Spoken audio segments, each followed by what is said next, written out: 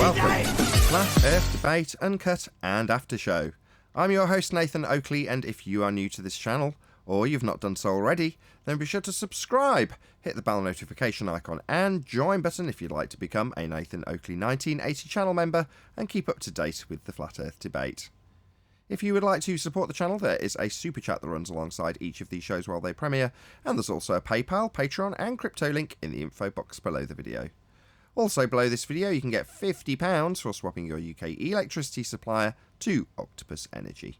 Speaking of Patrons, I'm going to do a quick shout out to all of you who do support me on Patreon. So a massive shout out of thanks and appreciation to Witsit Gets It, John Kays, DL Hill, Julian Jeremiah, Maxi Tyken, Michael Kahn, Patrick Gunnels, Banter, Will Brax, Mel B. Styles, Troy Shuker, Bose Nail, Samson, Maris, Harry Blade, Mobile Max 777, Neo the One, Lost Cat FE, Open Minded, Del West Watson, Mike, Muted, Dick Earth Skeptic, Maria Neelands, Unbelievable Productions, Blue Ridge Ranger, Rob H, The Real Gabster, Windrider, Liam Nedrick Jr., Abraham Mohammed, Naibai, Adrian Quintana, Skeptic936, Life is Short, Fireball X, TheFlatEarthChannel.com, Texas Mike, Edwin Johnson and David Wayne Foster.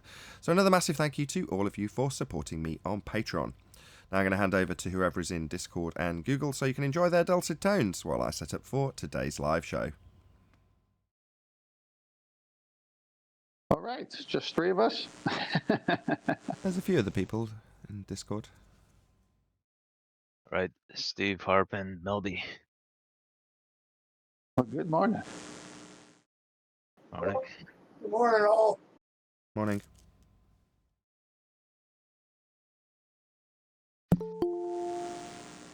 I was at a friend's restaurant yesterday, waiting for him to come back from errands. And pizza chef started talking to me. And he said something about satellites. He's a young kid, early 20s probably. And I said, what are satellites? He says, you know, man made them and they're like machines in the sky. And I go, where exactly are they? He says, space. And I go, when you say space, what do you mean space? He's just looking at me because I'm just questioning every word, right? So then he goes, well, you know, above the atmosphere. And I go, so when you say atmosphere and you break down the word atmo and sphere, do you believe the atmo air takes the shape of a sphere? Is that how gas particles work? And that started the whole conversation that led into everything we talk about. And it was like the penny dropped so many times whenever I asked him to define what he said. Then we got to, he says, well, there's this thin layer above the air that separates the space from the atmosphere. And I said, well, what is that? Is that a barrier of some kind? Are we in a closed system or an open system? So it just kept compounding to where he realized, he says, wait a minute, what you're trying to tell me is we got gas pressure, but without a container, which is impossible because it's a violation of natural law, right? And I go, right. He says, oh my gosh, never thought of that. Awesome. He didn't ask you about Antarctica then in reply? No, he never went to Antarctica, but he did start asking me questions. And they were all in relationship to whatever subject we have at hand. But every time he'd go somewhere else, it was still part of the housekeeping questions that we're all so familiar with that it just naturally flows out of anyone who's been on the show for a while. And the ease of conversation through questions, which is, you know, sales is all about asking good questions. So, I mean, the guy was just asking for more. And each time something got explained to the fine details, he realized, he says, so when you say to me, it's all an illusion, you're saying that we've been lied to. And I said, well, if you have natural law which is inviolable, meaning it's always happening. There's no way of saying it's not happening because it's always happening. And then people say we're going to violate that. Which side are you going to take? He says, well, that's obvious. He says, but the ISS and the astronauts. And I go, so you think that's being filmed where? And he said, space. I go, didn't we just debunk space 5 minutes ago? But Aslan. Yeah, that's funny. But Aslan and the witch and the wardrobe. Surely. Yeah. So he did that 3 times to my memory, where we debunked space. He realized it's violation of natural law, gas pressure, without a container and all that. And then 3 times he went back. He kept saying space. I go, didn't we debunk that already? And he goes, yeah, I forgot. I go, so what are we seeing when we see them floating in something called an ISS? You think that's happening in space, or do you think that might be happening in some studio? He says, are you suggesting that they're faking it? And I said, well, they can't violate natural law, can they? He says, well, yeah, you got a point. And it just led to the why. And I said, well, when you went through schooling, what was the teaching you got? Was it the evolution, the Big Bang, very nihilistic viewpoint of life? You're just something on a speck of dust in the middle of something that's huge. That's it in itself is a speck of dust compared to what's around it. Life has no meaning. Do as thou wilt. Isn't that? I mean, did they teach you God? Did they teach you the Creator? Did they teach you DNA is information? There must be an information being given by a sentient being. Did they go that route, or did they go the Big Bang nihilistic route? He says, no, they went the Big Bang nihilistic route. And I go, so now you know why. I mean, if you found out you lived on a flat plane with some kind of containment to allow for us to have oxygen so that we can have cycles and life, wouldn't you be interested to know who this Creator is? He says, yeah. And I go, yeah, but if they tell you it's none of that, then they keep you from the Creator, right? And he goes, oh my gosh. I mean, he was just having so many of these moments. Very good. Yeah, it was really good. Then the owner came in. Not an anti. Then the owner came. Go on. Yeah. And then the owner came in, who's my friend, and sat down, and he's a flat earther, and so I said, hey, I just had a really good conversation back and forth. He's not going to sleep well tonight, or he might sleep well tonight because he found out some truth. But so he gave me like a thumbs up, well done. I was going to ask, but you already said the guy already knows you and knows your rhetoric. But you said he was a flat earther, so I don't really need to ask. Yeah. I've sat there, drawn him illustrations, told him sex and argument, told him all the housekeeping questions, and then he'll have someone join in, and he'll kind of sit there and bait the guy into a conversation with me to watch how I answer him. So he's good to have around. He's that third guy, He's kind of like our second guy. Good stuff. Yeah. It was really. I mean, when you put it into practice, because I live on a farm, so I don't see too many new people all the time. But when I go out, I see new people, and especially when you have that back and forth possibility when the restaurant's slow, and it's very engaging, very good, because they're just like, where'd you learn all this? That's the thing. They said, where do you get all this information from? I didn't know you would know these things. They're surprised. Which John is that? Is that QE or is that? It's me. Hello. Hello. Good to have you. Good to have me. Very, very rarely here at this hour. Yeah, you're right. I'm trying to turn the tide. That said, I was going to give you a mention because you're going to release some very funny ball busters. So I won't plug it too much because this won't go out till... What day is it today? Friday. Shouldn't normally mention this. Ball busters or signature numpty clip? Sean Hawkins and Professor Prof Bell or Professor Phil Bell, Prof Phil Bell, on water vapor is not a gas. Just saying, it makes me laugh. They can never get away from that. Does it bring back memories? Yeah, it does for me. I remember when I first heard it. Yeah, but after 2 days, he realized. Oh, yeah. 2 days later, after telling us over and over again how wrong we were, then he realised, so it's all good. I don't think he realized it yet.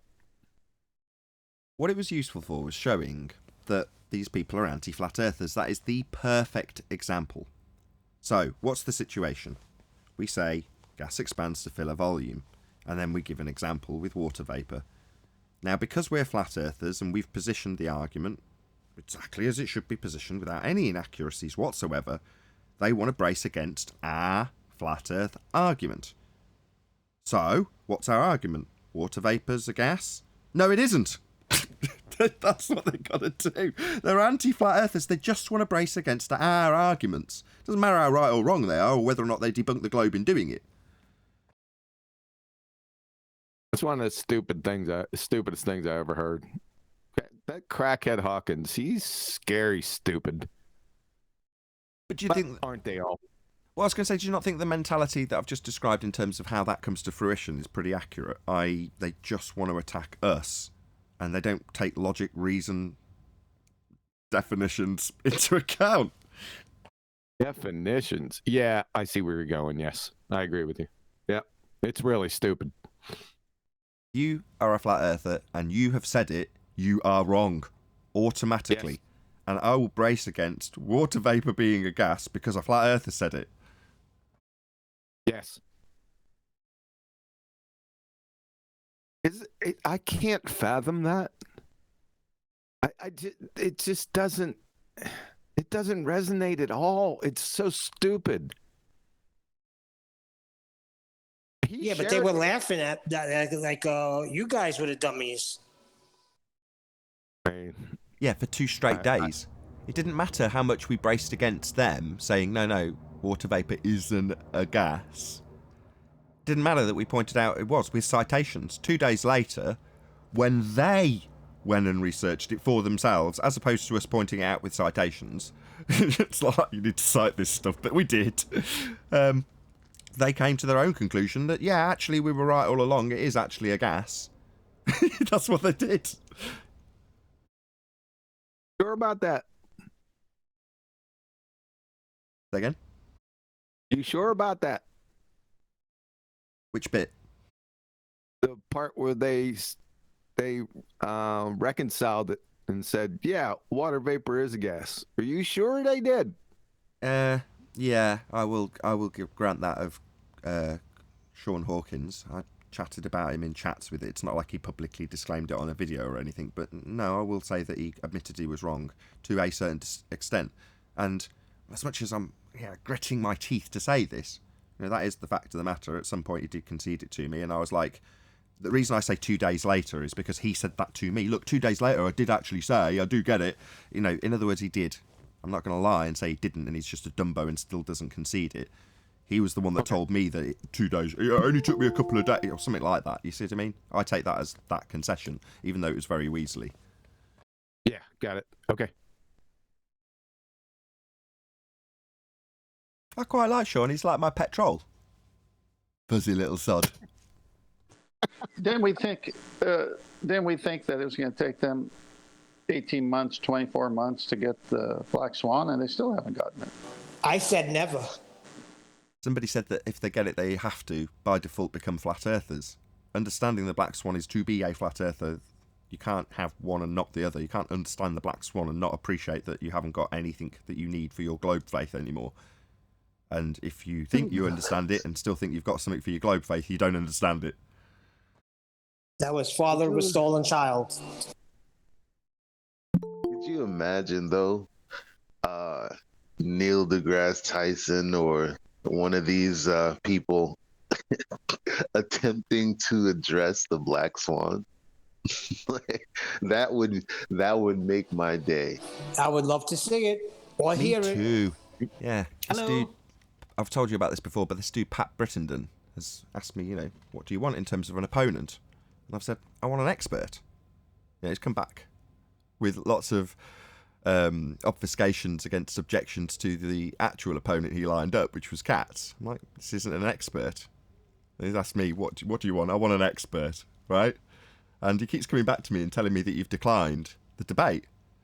And I'm getting more and more short with him. I'm calling him the C word in my emails at the moment, a lying C word, because he is. He keeps telling me that I've declined. So I keep going back to my emails where I cut and paste, I am happy to debate him, in parentheses, conspiracy cats.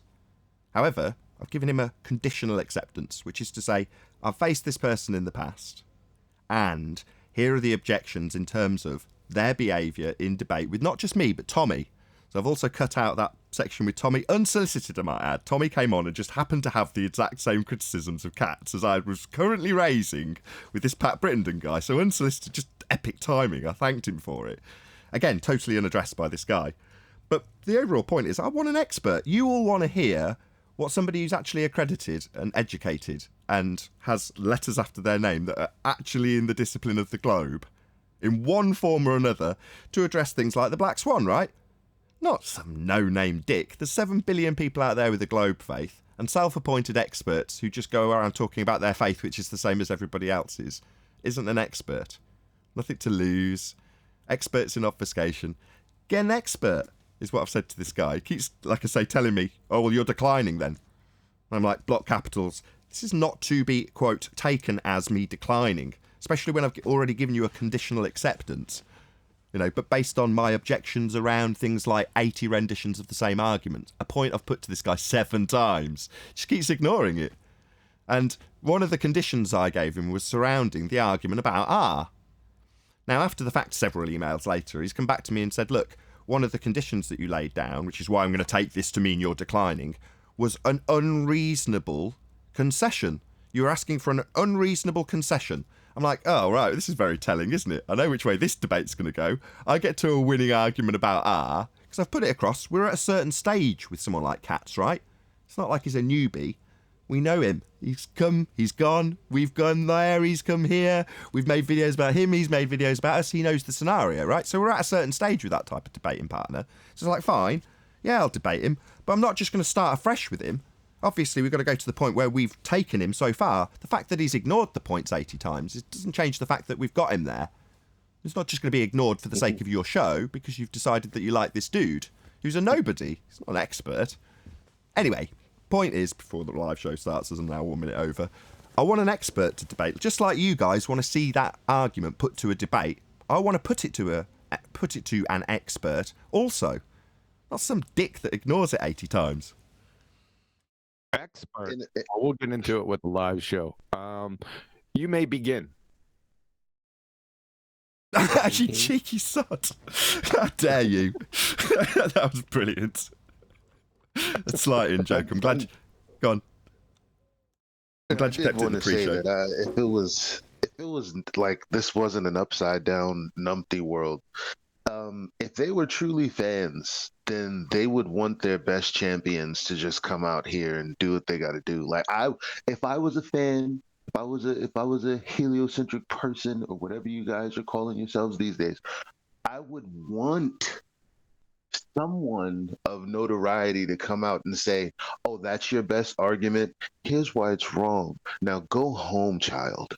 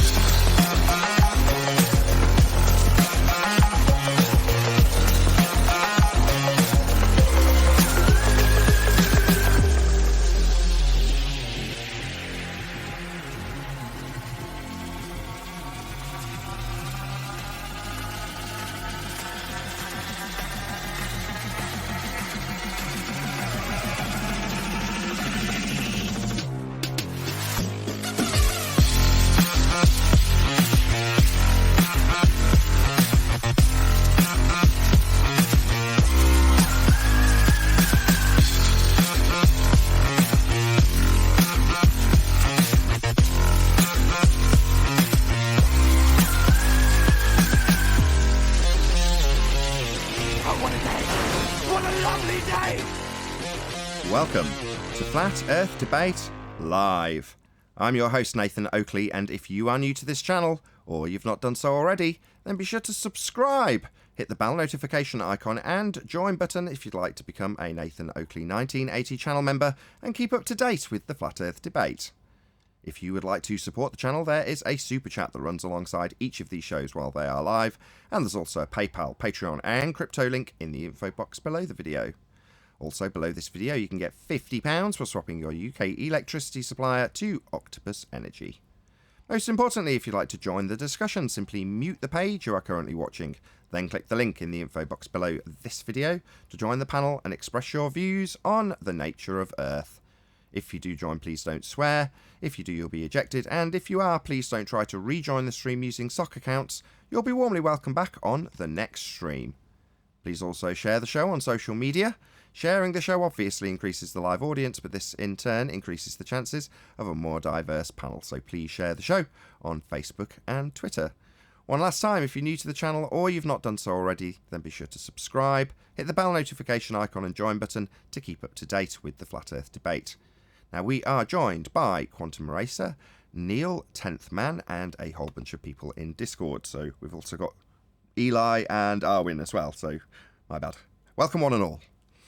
Hello, hello. Good morning. Good afternoon. Hey, good morning. Good morning. Can I say one thing before you start housekeeping? It'll be quick. Yeah, go ahead, Neil. Before I got on the show and I used to just listen, I used to look forward to when QE came on. Now it's like I never hear him come on anymore. And I'm just wondering if there's people like me that are out there that are waiting to hear from him but don't, particularly on this show. Just throwing it out there. No obligation. Same goes for anybody on the panel. I'm not going to say, where the hell have you been? It's like, what? No, I know, but I used to, like certain characters, like I used to be like, well, where's this guy today? Why didn't he show up today? When you're a fan and you're listening, it's different. I'm telling you. It's called evolution. We know when shows have offshoots, you know, and then it is what it is. People grow. Obviously, if the fans want to support QE, they can go to his channel. Doesn't have anything to do with that. Number one, character. I'm no damn character. Number two, evolution. What the hell is that? Number three, I just been on the late train for about 6 months. I'm trying to break out of it now. That is going to bed late and waking up late. Like after the after show is over, I'd wake up. So I'm trying to break out of that right now. Contraire. When you went off, when I was an avid listener and used to wait for that after show and have it marked and an alarm set off to put it on, you were a character to me. A good character, not a bad character. We're all characters to the audience, because obviously, unless they know us personally, we're just a character on a show on YouTube. Educational though it may be, we're just characters on an educational broadcast about the nature of reality.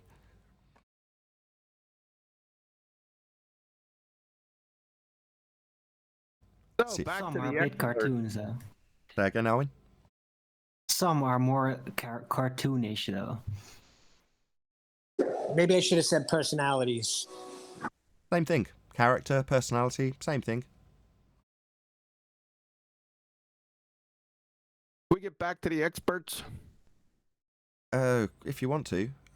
In the pre-show, we were discussing expertise levels, which I have for a couple of days because I've been going back and forth with the chap who wants me on his show. And after he requested suggestions for who I should be debating, or to put it as his phraseology was something like, who would make it exciting for you? Who would you love to debate? And I was like, an expert. So we'll see how he gets on.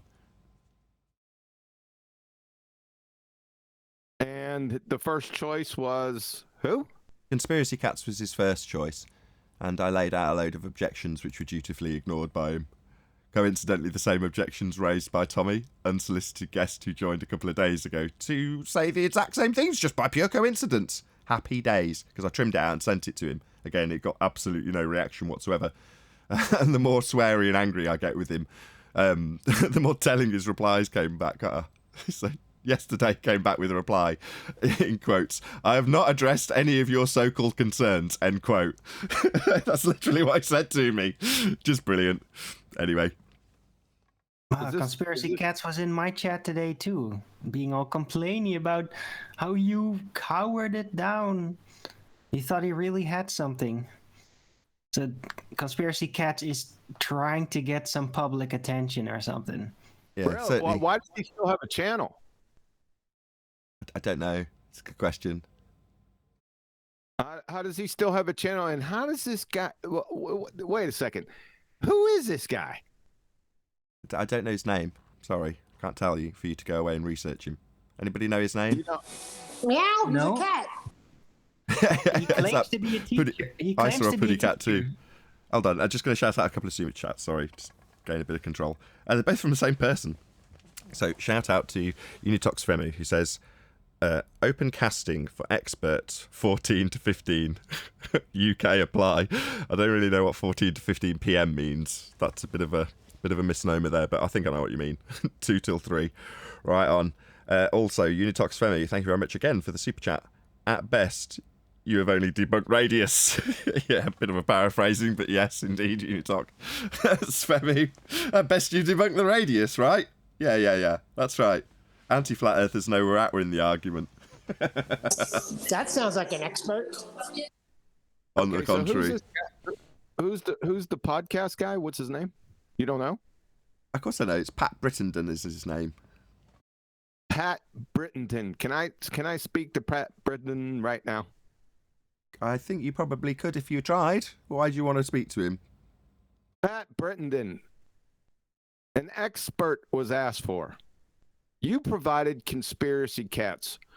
Are you aware, sir, that amongst the thousands of train wrecks that comes out of this dumpster fire's mouth, he once said, the second law of thermodynamics only applies to energy, not matter. Now, let me try to break this down for you. I don't know if I can. He would fail junior high intro to physics with that statement. Okay? So when we say expert, we mean an actual expert on the topic, not some numpty dipshit that's got friggin' idiot problems and diarrhea of the mouth. Are you following me, Pat? Okay? That's all I got for you. Okay, I didn't quite. Contact me. We can have a little discussion. Okay? Oh, isn't this Right sweet? now, you're a numpty dipshit. Check it out. QE's white knight for me, like Ranty's white knight for Conspiracy Cats. Isn't that sweet?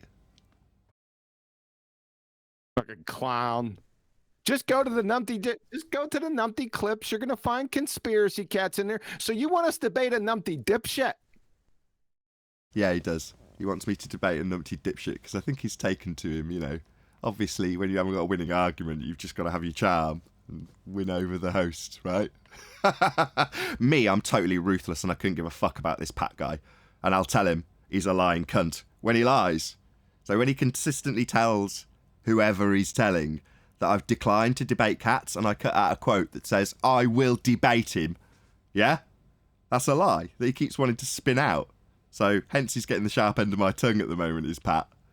And I don't know if he researched me. I've claimed outrageous on my part that he hasn't researched me, because if he had, he'd know what he was in for.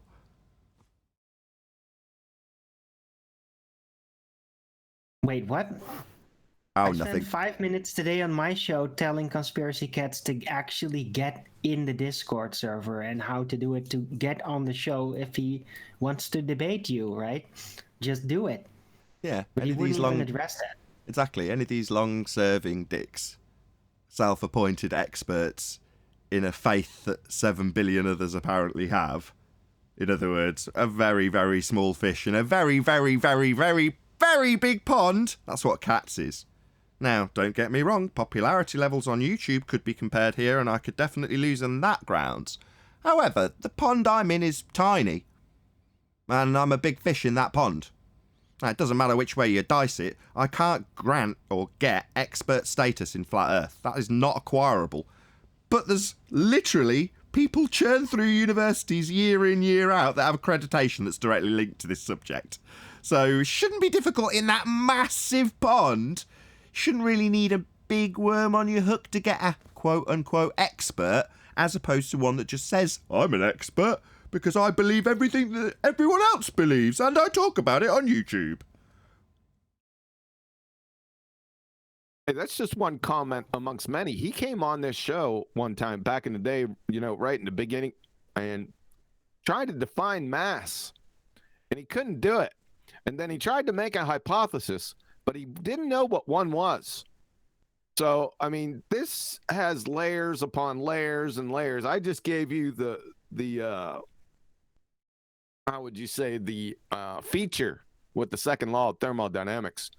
And if you heard what I said, Pat, you listening? That is probably one of the stupidest comments I've ever heard. If he would walk into a junior high intro to physics class and say the second law of thermodynamics only applies to energy and not matter, he would get laughed out of that class, and they would call security and escort him off campus. That's how bad that is. You understanding me, Pat? I thought you were going to give him a ring or something, sort out his number, because obviously I'm not going to pass it on. But by the same token, you meant address him as an audience member, whether or not he's listening or not. I see. Well, can't you send this to Pat? Pull this out and send it to Pat. I probably won't. I've already trimmed out the discussion between me and Tommy, and I'm not saying you're any less worthy than Tommy, but I'm just saying I don't want to bombard this guy, and the fact that we're talking about him doesn't, you want to talk to him. Well, obviously, if you take time out of your day to do that, that's fine. Me, I'm not necessarily going to trim this out for him to bombard him with video clips. All I wanted to do was show, look, I've got a point, a problem, an issue with this person you've lined up. I'm happy to debate him if you can overcome these issues. Now, he's ignored all of them. Now, meanwhile, while I'm saying this, I'm giving him a conditional acceptance to debate cats. And what I'm seeing when I search for rebuttals to actual flat earth proof that we've recently presented in the form of the sexton, I come across things like Ranty's video talking about me being scared of cats. Now, I'm not a Ranty fan, but I don't watch his stuff. But I can see what he's put in the thumbnail, and it really makes me smile while I'm giving Pat an earful via email for him constantly implying that I'm declining when I can literally quote myself saying I accept, I will attend, and things of that nature.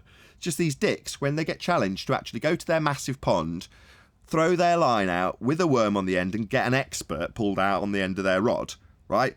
They go, no, it's much easier to tell my audience that you declined. No, I haven't declined. Everything I've said has been about accepting and doing it, and I've talked to my audience about doing it, and mentioned you by name about me going on your show because you've asked me. But that's me declining. He keeps literally, in quotes, putting, this means you've declined. It's just like, what? You interpret it that way? Man, you're really encouraging me to know that you're going to be an unbiased host when you interpret things that say something completely different as words you've decided they mean, because it's easier for you. Yeah, you sound like a really fair host. You know what I mean? This is all in email prior to me ever talking to him. Right, he's ignored half a dozen points I've put to him, some of which 7 times. And yet he's telling me all about how fair his show is. It's like, what? Are you having me on? So he contacted you by email. You checked your email? Why, today? Nah. No, I'm saying he contacted you by email. He did. Now, how'd you find out? I think I was awaiting a PayPal payment, so I went in there to look for it and found it. Yes, I am terrible at communications. That said, I've dedicated a significant amount of time to communicating back and forth with this Pat guy. I've gone back and forth with him and spent, 20 minutes comprising an email to then send to him. Admittedly, at first, when I first woke up and saw his outrageous lies that I was declining something I'd already given a conditional acceptance for, I was like, I just launched into him like half awake with loads of misspellings and grammar. And I was like, look, if you're going to take me saying I will do something as to mean I'm declining, I'll just take this excerpt and a random piece of text to mean you sleep with the dead. Because I can just take it to mean that, can't I? And he's like, why all the aggression? I'm like, because you're just making up crap I haven't said. So I'm just going to take what you've said, put it out of context, and take it to mean that you're a necrophiliac. Yeah, makes just about as much sense, just about as arbitrary. So you got his email address? Can you please drop that email address in my message thread? No. I'd appreciate that. No, I won't. You won't? No. Why not? Dig it out yourself, man. Right. He has got enough to contend with me. I assure you, he doesn't need any more shit. Right? He has got. Share the damn show with him. No. Don't start giving him grief. And I will say this because as much as he has also put points to me, which I'd love to address, and in some cases I can't. One of the points he put to me was people are contacting me from, fans of your show and giving me grief. Well, if you are that person emailing Pat, please don't. He's a public figure, I'm a public figure. It's nice that we can discuss these things. It makes for a great show. And, should he actually get a bloody expert sorted out in the massive pond he's got to fish in, then we might actually see a proper debate. And I'll give the guy credit where it seems due.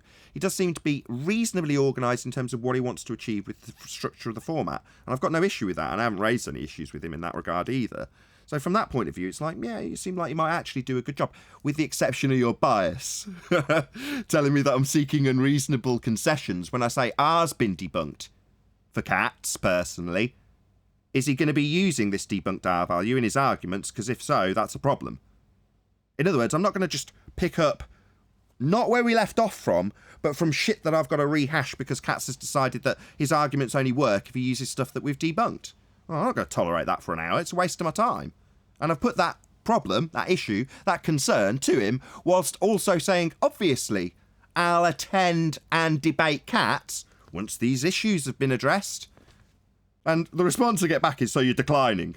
it's hence him getting an earful from me. But that's to round out why I'm not going to give you his email address. Believe me, and to the same to people who are giving him grief via email who don't know him, have never met him, have never conversed with him, and just happen to be a fan of my show, please don't. Yeah? No need. I assure you, he is getting 100% of the grief level I can provide him, based on the things that he said that are inaccurate and spin that he wants to put on things I've said. He doesn't get any airs and graces from me. He just gets the same exact grief that anybody who came on the show would get. Yeah? Now, people seem to be under the misapprehension that I'm not like this in real life. I am. I wear my heart on my sleeves. This is how I am. Now, that doesn't mean that suddenly when I'm in an email conversation with somebody and somebody makes up some shit that I haven't said, I won't jump down their throat in a heartbeat. It doesn't matter who you are. It doesn't matter if you're the most famous person on the world with 20 billion people watching you. If you start making up crap about me, I don't care. I've met plenty of famous people, and it doesn't impress me one bit. It did at first, but after a time, it doesn't matter who you're the king of. Yeah, you're still just a person. So you think your expertise level is going to be the thing that I focus on? Yeah, you're damn right it is. As opposed to your fame level, or how nice you are. Yeah, none of those things matter. Just the arguments, and in terms of the arguments and the debate structure, wonderful, so long as the points actually get made, and when there's past experience with people who we all know and love, like cats, we know that they can have the same point repeated to them, and they can chew up an hour and a half, not answering one question that's put to them over and over and over again. That doesn't help anybody. But these aren't experts. That's why they can do that. That's why they can challenge us on our claim Earth turns underneath stuff when we don't make that claim. Because we debunk that claim that the globe makes. So they stand in opposition of the globe if they're anti-flat earthers. If needs be, they'll put an opposite rhetoric. Because they've dug it out from some rock, from somebody else who's come across this problem and come up with some bullshit doublespeak overcome that actually flies in the face of the original claim. For example, 2 reference frames, Earth turning beneath a football, versus why would you, the flat earther, think Earth turns beneath a football? I don't. It's your claim. But it's suddenly repositioned by these dicks, these no-name, non-expert, part of a billion other people. They're repositioned to be our arguments. Like, flat earthers are going to claim Earth turns into footballs. Because we debunk that claim, it suddenly becomes ours. Yeah, it does if we were in a debate with an anti-flat earther. We don't want to debate anti-flat earthers. There's an open door here for anti-flat earthers. I want an expert. In other words, offer me something I can't get daily on my own bloody show. That would be an expert. And that requires you to do some work. Now, you can just turn around and go, oh, well, I've got cats and he seems pretty cool. Yeah, well, wonderful. Seemed to me while you were telling me I was an expert that you wanted somebody who was a flat earth expert. Subsequent to that, this dude's telling me about how I've got other people lined up. Well, fair enough. Unless it's Sergeant Debate Jaron, I don't care. Because they're not going to be at the expertise level as I am. Simple. Now, you can claim that you are, but I'll feel free. I'm pretty high in terms of stature. There's one person on the panel that could challenge me in that regard here, right now. That's it. So, you know, that's what you've got to do if you're a host who wants to actually entice me away from my quote-unquote echo chamber, where there's an open door to anti-flat earthers. They can all come in and tell me how I don't understand, and I deal with it all day long. However, everyone who's watching, including my own panel, are saying the same thing. I'd love to hear the Black Swan argument put to an expert. I wonder how an expert would react to this absolute annihilation of the R value. Well, if you're Pat Brittenden, apparently that's seeking an unreasonable concession. An unrealistic concession, I correct myself. Unrealistic to concede that you can't measure R? Au contraire. That's where we win, but apparently it's an unrealistic concession I'm seeking, if you're a biased host.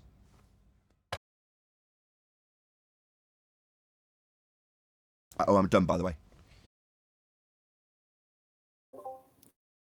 Whatever happened to that expert that QE almost, well, he debated him, but then like the call dropped? Was that like a month or two ago?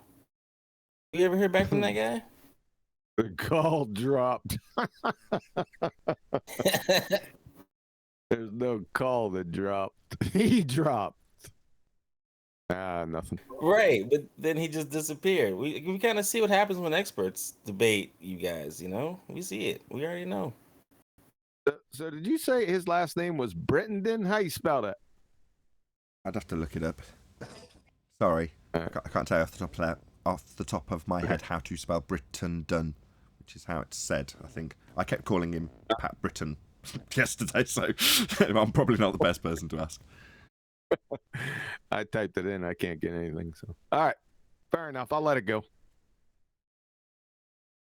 Fair enough. I've not researched him either. I mean, I get loads of emails from people that say they're popular, and I'm just like, yeah, whatever. When they actually get into the nitty-gritty of detailing what they're going to do, I'm like, great, this sounds good. I think the only thing I said to him initially, other than I'm in, is let me know who you get. You know, for reasons that we've now covered in the last 20 minutes. Yeah, you want to know who you're going to be lined up against, so you don't end up lined up against a, what did you call him? Numpty dipshit? Yep. Yeah, not an expert. Anyway, we'll see how that pans out. I'll let you guys know. I've also, just to round this out in terms of Pat, so we're not talking about him for the entire show, I've also said, look, I'll bury this hatchet as long as I get an apology for the lies he wants to conjure. And I'll talk to him, I'll talk to him like a man rather than swearing at him and calling him a liar, which he is when he tries to spin out that I'm not interested or have declined. But I'm sure, given that he claims to have 20 years' experience, he'll have the intonation or the humility to say, okay, fine, yeah, I'll stop saying you're declining just because you don't like my opponent for the reasons I haven't addressed. So hopefully, unless there's any questions on this, which may or may not come to fruition, we shall see. Is there any questions on this? If not, we'll move on. Let's move on. Perfect. Typically, when Father of a Stolen Child is here, although it wasn't him that did it yesterday, I think it was 10th Man, we've been rattling through the housekeeping questions at slightly higher pace than usual, Quantum Eraser. And I'm hoping that you'll experience this firsthand now if everyone on my panel or people in Discord play along. Let's see how we get on. Any evidence of axial rotation of the Earth-based variety?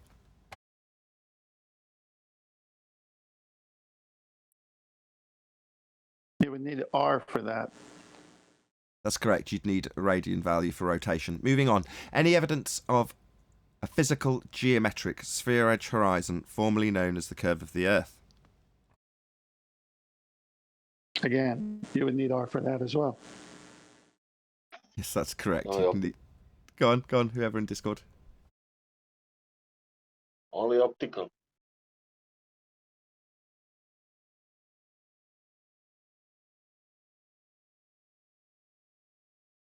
Did you say only optical? Yeah, only apparent. It's to be Only physical. that one.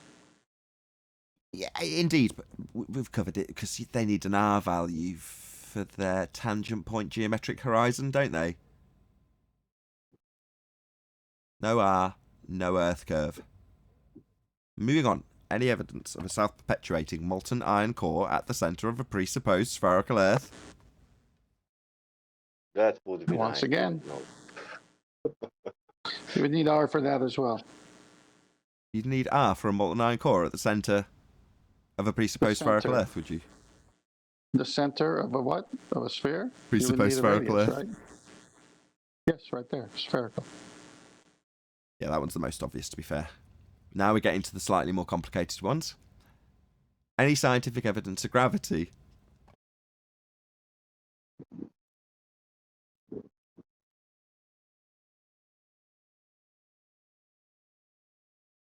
Which No one? one's taking it. We Ah, have You theoretical would need R. evidence. hold You would on. need R for that as well. You do. Centre of M1 or centre of M2. You're going to need R for that, aren't you? This is fun, eh, John? I object to that one. Okay, go on. Yeah, because that's Newtonian. I don't want to. I'm saying Newtonian because everyone knows it as that, but it's not. It's Reverend John Michel, C.V. Boys, and Cavendish. So, but Well, that's not what that's not gravity in secular society. See, we're dealing with a right-wing numpty faction that makes shit up on their own. Follow? I do, So, but we do, and we must see Newtonian gravity as a force. It doesn't really mean it is one, but we don't have to work at the really is level, John. yeah, I remember that. yeah, well, they say Newtonian gravity works 99% of the time, right? We use Einsteinian gravity for the exceptions when Really? something's Citation, traveling please. almost the speed of light and things like that. Yeah, citation, please.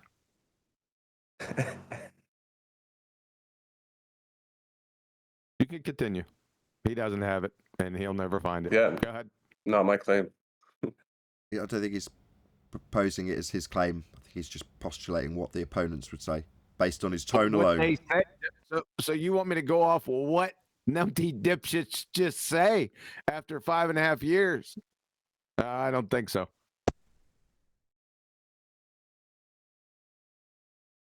Okay, this one's a bit more obvious and hopefully swift.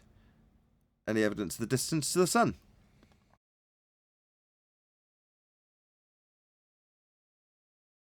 From which year? Don't they use R for that? Yeah, they do, yeah. Really? Yeah. Yes. How they do that? Distance to the sun is utilising the R value that they get from Earth transposed onto Venus with Kepler's third law applied. Oh, you're using that old numpty dipshit stuff. I thought you're gonna. I'm thinking about radar bounces. Also, AU needs R. Yeah. Interesting. I'll have to look into that. So now we're into the But ones you that are only- arguably... Go on, whoever that was. You only debunked that. Yeah, the distance to the sun has been debunked. But why we need R in every fucking argument? Maybe not. Any single viable hypothesis from any of the fields of astronomy, cosmology, or astrophysics? Can I go back to his last statement? His last statement was you can debunk everything with R in essence. Well, no, he says, why do we need R? Well, because the presupposition is always, as we've said here, every argument they make is begging the question that you live on a sphere with an R value. No matter what they say, they need R. It needs to be real.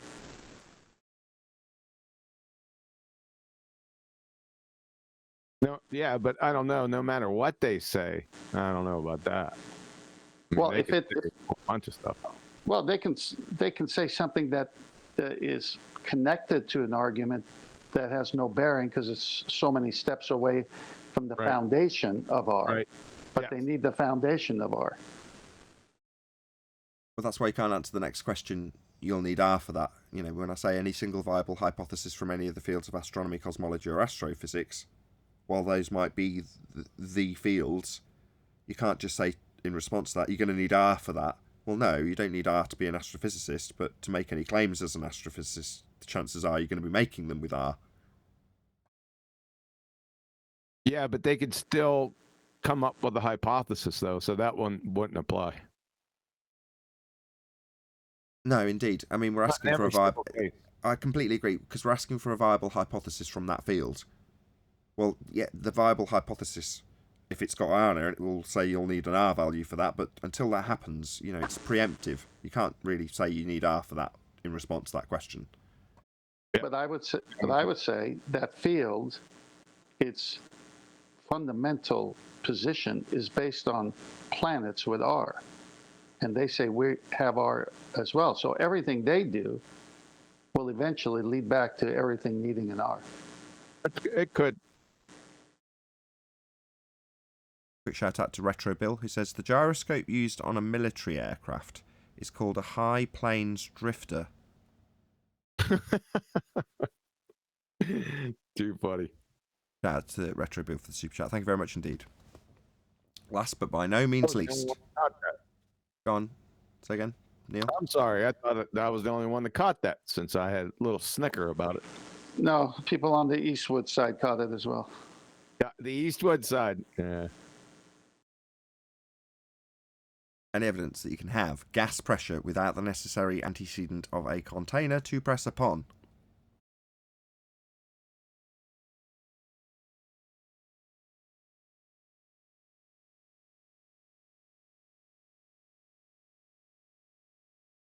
That one doesn't need R either. Atmosphere? Not the way you said it. No, I'm asking to show gas pressure without a container. So, exactly. Again, unless they move to, obviously, their first assumption, which will be atmosphere, sphere-shaped air next to a vacuum, until they do that, it's preemptive to say any evidence of gas pressure without a container, and then you're going to need R for that can't be the reply. You're right. But that's why I left it till last. The two that you can't cover with that are any viable hypothesis and gas pressure without a container. Yep. The rest of them you can. My first question too, because go on, John. Gravity one still stands. Say that again. Which stands? The gravity one with Newtonian, but I'll relent. Yeah, we're covering the deluge, right? We're covering the numpties, the anti-flat earthers, the globers. We're covering it all. It's all lumped in. Yeah, and they still think that... Who's interrupting me? I'm trying to say something. Go on. Most of them still think that Newtonian mechanics, right, is still alive. So I guess, yeah, we're begging the question. Yeah. Go ahead, Tim. Yeah, some of these has just gone back and forth. You realize it may not be the first answer they give, but then when you say, please show me how you can have gas pressure without container, and as they go through it, they're going to eventually go to the atmosphere. That's when you bring up, well, you need R for that. Yes. Yeah, but you just, for those two last questions, for every other question, doesn't matter if it's molten iron core, gravity, distance to the CERN, axial rotation, Earth curve, doesn't matter which one of those questions get asked. You can respond, you're going to need R for that. Now, the questions that you can't say, you're going to need R for that in response to are any single viable hypothesis from any of the fields of astronomy, cosmology, or astrophysics, because they could provide a viable hypothesis. Nothing to do with R at that stage. Now, yes, you can then go on to say the chances are, if they're making any claims in the heliocentric worldview, they're going to need R. But you're preempting anything that they've done at that point, so it's not a reasonable response. Same goes for gas pressure without a container. You're asking to show gas pressing without pressing. Nothing to do with R at that stage until they assume atmosphere. Then it is. But the hypothesis coming from astrophysicists whose fundamental belief is that there are spheres with radiuses in our universe, and there's outer space, and distances are measured from the center of these planets to other planets and celestial objects. It's all based on R anyway. Yeah, indirectly. Yeah, it's the next step. Not directly though. That's the next step. Exactly. Yeah. It's one or two layers aware, but it's there. Exactly. Certainly with any viable hypothesis, we thrashed it out for half a week and came to the conclusion that you can't just take that to the answer you're going to need R. You have to have something come back from them, and inevitably, probably, most likely, the very first thing they come back with will assume R. But until they do, you can't say you need R for that. Yes, standalone hypothesis can mean hypothesis for anything. Well, no. But when they No. link it, I mean standalone, meaning it could be something else someone observed, like why does that leaf fall? But when why not? No, not with cosmology, astrophysics, and astronomy. No. Exactly. No, I didn't say. You're still good. It's just one step away. Right, that's what I just said, though. If you say the word hypothesis only works for those fields, that's wrong, because you can have hypothesis about why the leaf is falling down. Yeah. Non sequitur. Yeah, but we need a hypothesis in the field, so it's never going to happen. I understand what you're saying. Yeah, you are right, 10th, but we're specifically asking for a hypothesis from those fields because they're the fields of heliocentrism. Yeah. Well, then that's my point. When you ask it from the field of astrophysics, well, hang on. When you ask it from the field of astrophysics, you're going to need R then. It's my whole point because no, you won't. No, you won't. I can come up with a subject from one of those fields that doesn't have to deal with R. No helping them. Go ahead. No helping them. No helping them. Yeah, I won't. If you do, don't everybody now try and get QE to do that, because all we will ever get is that as the response. That's what we'll get. I'm not, but both of you just tied that question to that field. Yes, we know. Morning, guys. Yes, I'm we know. 10th man. Yeah, you're going to need... So when you tie... 10th, just to satisfy you, you could say you're going to need R for any response to that question. That's about as far as you can push it as you push me under pressure. That's pretty good, isn't it? You're going to need R for any response to that question. There you go. Not true. But isn't the whole thing built on a freaking ball? Everything with heliocentrism? QE and Nathan just told me that when I said the word hypothesis stand alone, you don't have to attribute R to. I got chided for that because your response was, in that field, it has to do with astrophysics, the universe, da, da, da, da, da. And I say, yeah, that's my point. If it's in that field, we already know what it's based on, R. So you can't say it about them. You want to get, I wouldn't die on this hill. I wouldn't either. There's no need. I'm not trying to die on the hill. Don't, because you will. Getting to R quickly is a bit of fun. That's all it was. Toys R Us. Right, QE, I've been asked twice or three times by Sleeping Warrior. I don't know what this means, but I'll ask you anyway. Nathan Oakley, 1980, says, Sleeping Warrior, can you clarify, ? QE has been missing because he's become a baller and run away? ? Agreed. Appreciate that. Yeah, that sounds consistent. Chocolate, where the heck you been, man? What's up, guys? Morning, guys. What's going on? You got yourself a woman. 3. What? 3. A transgender Muslim, why would he be looking for a woman? That identifies as a helicopter. You identify as a helicopter. Right, shout out to Retro Bill. It says, when Sniper's correct for Coriolis, it's called a Magnum Force. He's on the Clint Eastwood thing, man. Go ahead, Punk. Go ahead, make my day. Just a fraction quicker than me. Well, actually, I missed Punk. He'd have the baller over a barrel with that one. Somebody called Orc Cloud wants to debate you, apparently. If he's not in the panel or he's not been muted. If someone can let me... Can anybody see him? While that's being looked for, Orc Cloud will make a gap for you if you let me know in this live stream chat. If there's not one already. How many people are in there? Yeah, we're over by 2 people, so there's definitely no gap if you're not in the panel already. Quick shout out to Bible Literalist, now known as Level Up. So one of my subscribers, or no, members, said specifically to shout out Paula as her new name Level Up, because they may not, your audience that is, may not be aware that that is the case. So you can probably see her scrolling by right now with her wrench. Level Up. That's Paula, formerly known as Bible Literalist. Subscribe today. She is ace. Paula is ace. Ain't no doubt. Okay, did we figure out, is there an Orc Cloud in the house?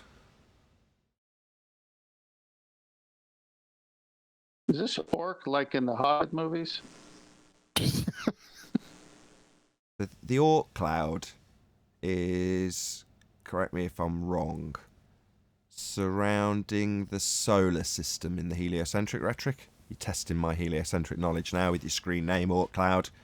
So it's beyond the Kuiper Belt. The last section of the claim to be... Who's making that noise? Bet it's Neil. No, it's me. I was going to say, the Kuiper Belt, you're going to need R for that. Yeah. You just ruined this whole thing. Yes, thank you very much. The giant circly Orc Cloud, right? That's right. But that's the last bit, isn't it? That's the last bit of the solar system from memory. This is, as I say, testing my former heliocentric knowledge, a lot of which I've sort of blanked out because it's useless. Where's that located at? Say again?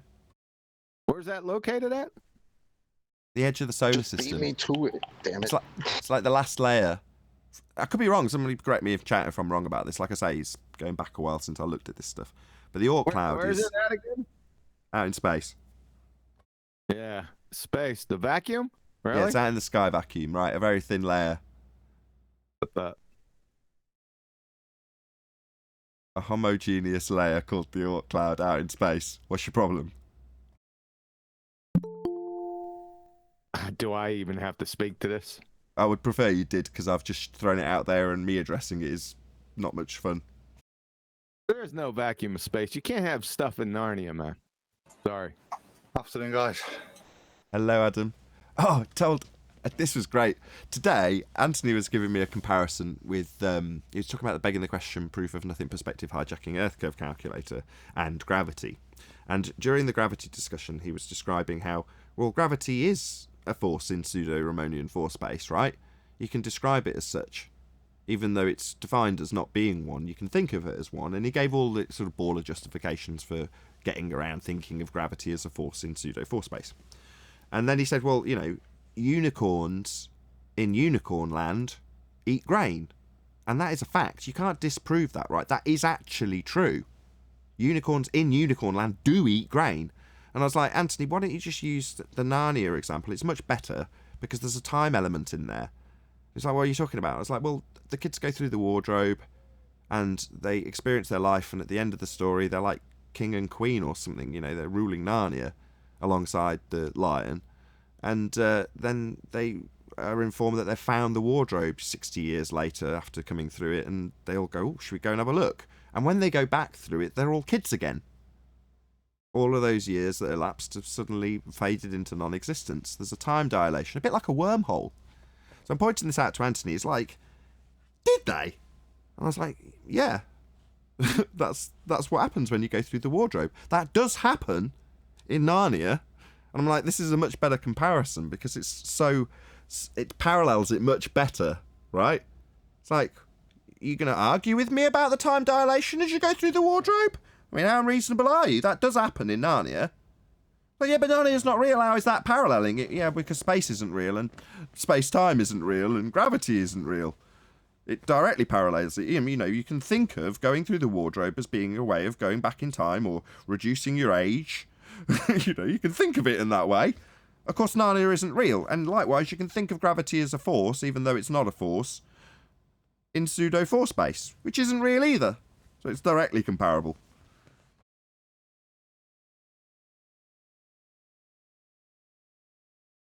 flatmate George Moose and Mr. Timbus? Mr. What's his Timbus? He's the guy with the goat legs, right? Yeah. Yeah. Hey, Adam. What's that? Get stuffed! Yeah. You saw my super chat then? No, I didn't. I didn't see. Didn't read What, it does that out. not get a I'm sorry, shout Adam. out? So QE got a super chat. Well, I got the money. QE got the sentiment, which is to say that your sound wasn't clipping. So even when you shouted "get stuff," then you didn't overload your mic. You didn't overload my lines. You certainly didn't overload my compressors. Happy days. Yeah, I had some problems with that, but we don't have to go into shop talk. But I moved back away from the mic when I did that. Good. So, we were all having lessons off Nathan last night. I learned a fair bit, and it sounds like you did, John, and all then. You backed off there. It's all about discipline. I listened back, right? So QE and I last night made a recording, and I was giving them a crash course in sound. And at the end of it, QE and I were like fiddling around, fine-tuning some of the settings and recording it so he could hear back the effect after compression on YouTube. But he sent it me, so I woke up this morning, going to my Skype. There it is, linked to the recording that we made. So I went and listened to it, and when I'm like, "Can you just say something at a certain level?" QE's first thing he said was something words to the effect of, "Yeah, we're doing a sound check because I'm getting loads of complaints. Actually, zero. It's just Nathan that says it sounds bad."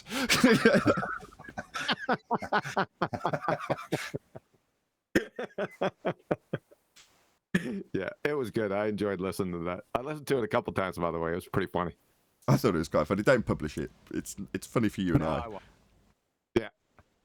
Oh, I mean, do whatever you like. It's your video. I mean, obviously, don't take my demands too seriously. But by the same token, Yeah, I'll premiere it later. that's what you said in the video. I'll be premiering this later. But no. But yeah, it's just one of those things. Hopefully, the audience is very tolerant, actually, on YouTube. Typically speaking, there's only a couple of things that you can do to shy them away on sound levels, which is if people are drastically different in volume, that will get people to tune out. Or if people are just clipping constantly, then that will get them to tune out. It's just because you can't listen to it. It's nasty on your ears. It's distortion. But I hope the next Ballbusters will be considerably better in terms of the audio performance. You know, my whole sound system crashed yesterday after our little embarking on fixing everything. Do you know that? No, that's okay. I can remember the settings because in the video, if you remember, I actually detailed verbally every setting. Do you remember me doing that? Yeah, it doesn't matter. It's only my mic setting. Remember the software that was connected to the mic? That piece of crap software. I updated it, and it didn't update. It didn't show up anywhere, and then it didn't show my mic being attached. So in the end, I finally just got rid of it. Fair enough. Yeah, Blue Snowball. Yeah, I got everything. That's good. Digital gain control for the Blue Snowball. Just nasty.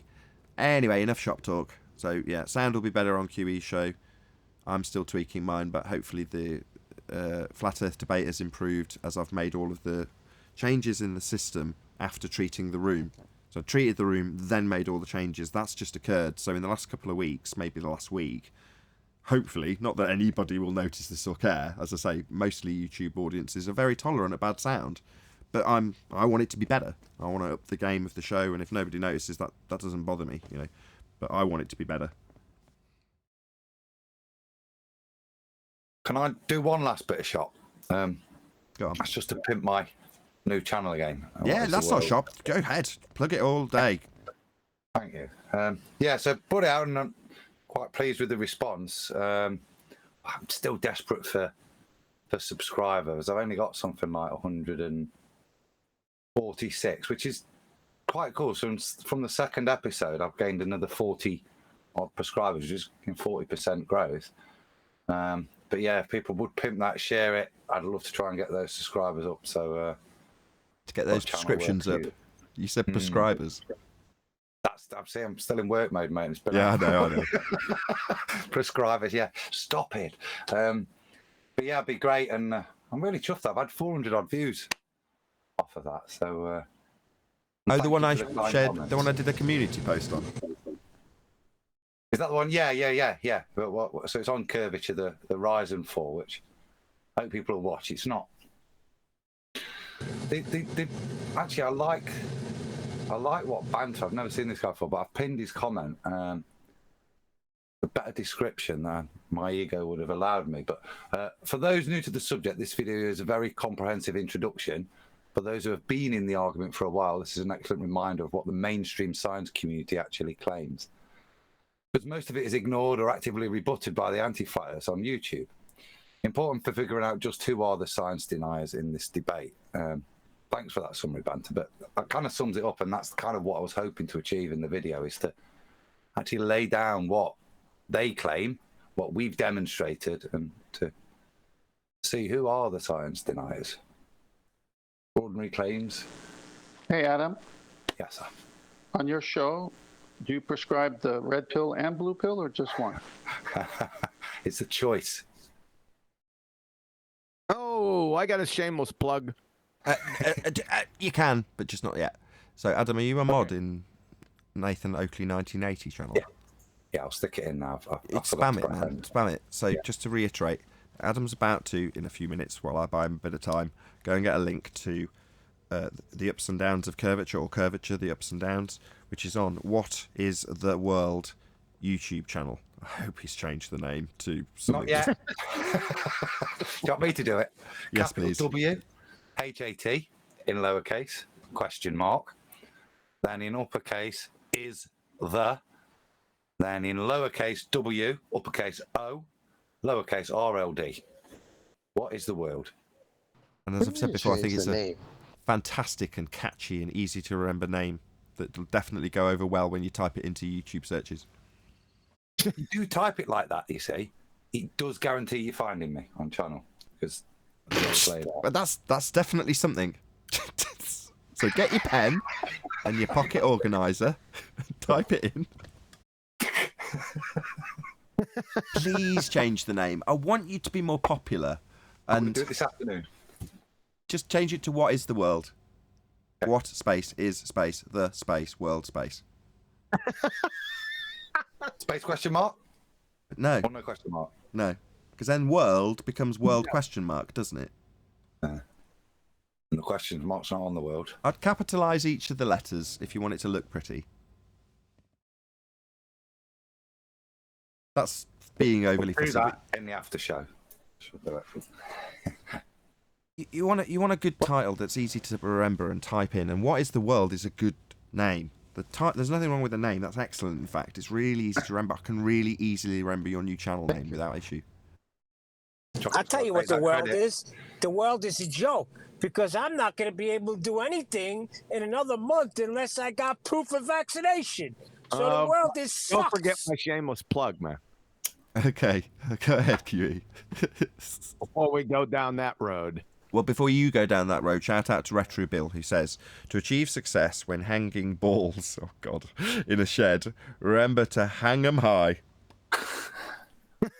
Right, go ahead, QE. Thanks for having concern, QE. Yeah, we're not in the slightest bit concerned. I'm really sorry, Neil. Go ahead, QE. Yeah, shameless plug. We got a signature numpty clip, a massive one, coming Monday. So make sure you all tune in. It's one of our favorites. Hillbilly Blue Balls, the redneck retard, a.k.a. the photosynthetic redneck, a.k.a. no marble science. It's classic. He'll never recover. You're finished. Clown. Oh, the big At dummy. least you call him by his right name. The All of big a sudden, dummy. Nathan calls him Blue Marble Science. You talk about the big dummy who says, "Hey, guy, you big dummy. Earth isn't Earth isn't rotating underneath hot air balloons. You big dummy." Hold on. Oh, that's not the stupid hold on. Have you not published it yet? No. Oh, okay, I was going to get the link to it. So I'll just stick a random link in the chat. So it'll be Sean Hawkins and Prof Bell and water vapor is not a gas. Didn't Fred G. Sanford call his son that? You big dummy? Yeah. Was Sanford and Son? Yeah, that's what I'm. Yeah. You big dummy. It's one of my sound effects. Yeah. Yeah, Okay, Nathan, you big so dummy, subscribe. What's wrong with you? We're still in the middle of a plug. Nearly there. I promise. So check it out. Be Here or Be Sphere for Quantum Eraser YouTube channel, which I've just stuck a link in the info box or the chat stream box. So go and subscribe and enjoy that particular numpty clip that's come out now. And as Quantum Eraser's plugging it for Monday, this will presumably come out just after that, unfortunately. Although we're live now, so you can hear me now, right? Yeah.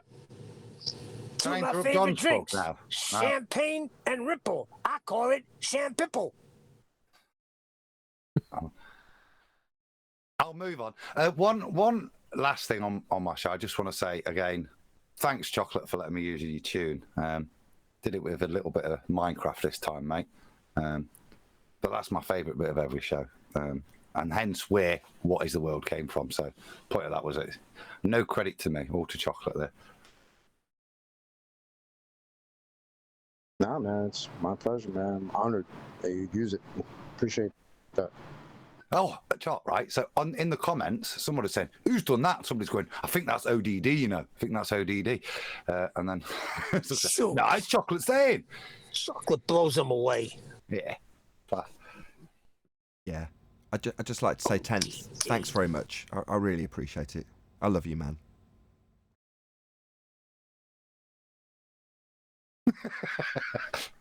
Well, according to Sean Hawkins, you're my daddy. I'm your daddy. How dare he? You're older than I am.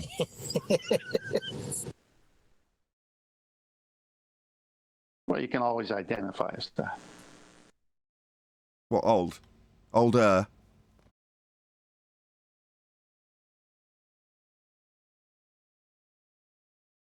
I've been looking up some good Clint Eastwood lines. A good man always knows his limitations. I'm coming, Elizabeth.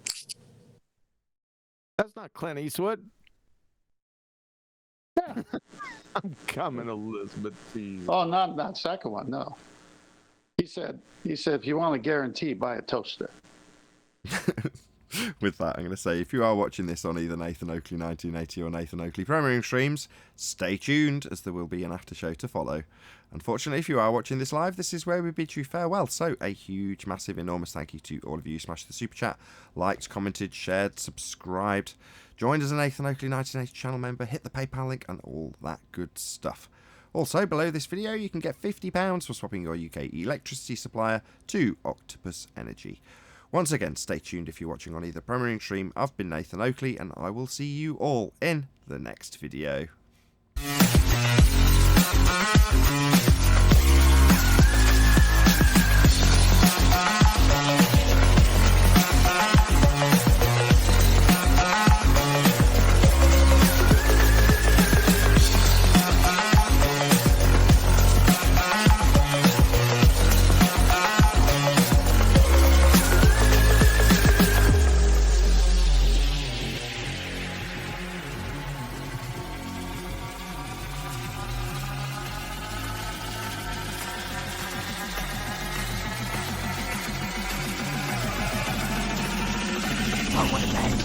What a lovely day! Jefferson's pretty funny, but I did like Jefferson's were good too. Sanford was classic. Yeah, Sanford's I like good. my favorite character on there was Rollo. Sorry to interrupt. Did the Orc Cloud guy get into the after show? Because I know the main live chat was full the whole time. Orc Cloud, everyone's off mute now if you're in the after show panel. Earth to Orc Cloud, come in, Orc Cloud, Nanu. Really? Nanu, that's a good one. Wasn't ready for that. Mork and Mindy. It's the TV show.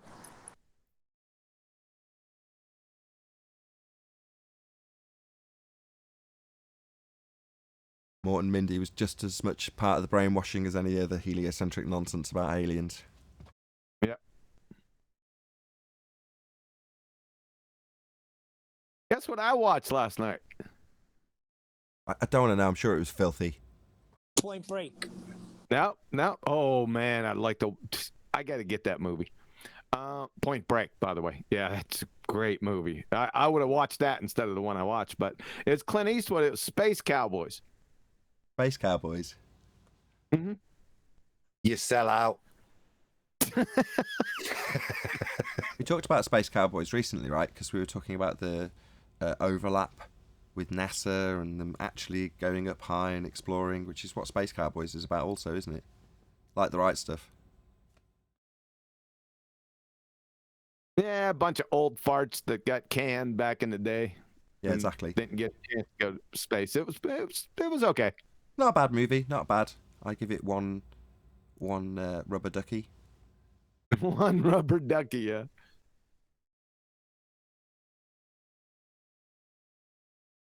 So, Cloud, did he join? Was that just something one of my members was making up?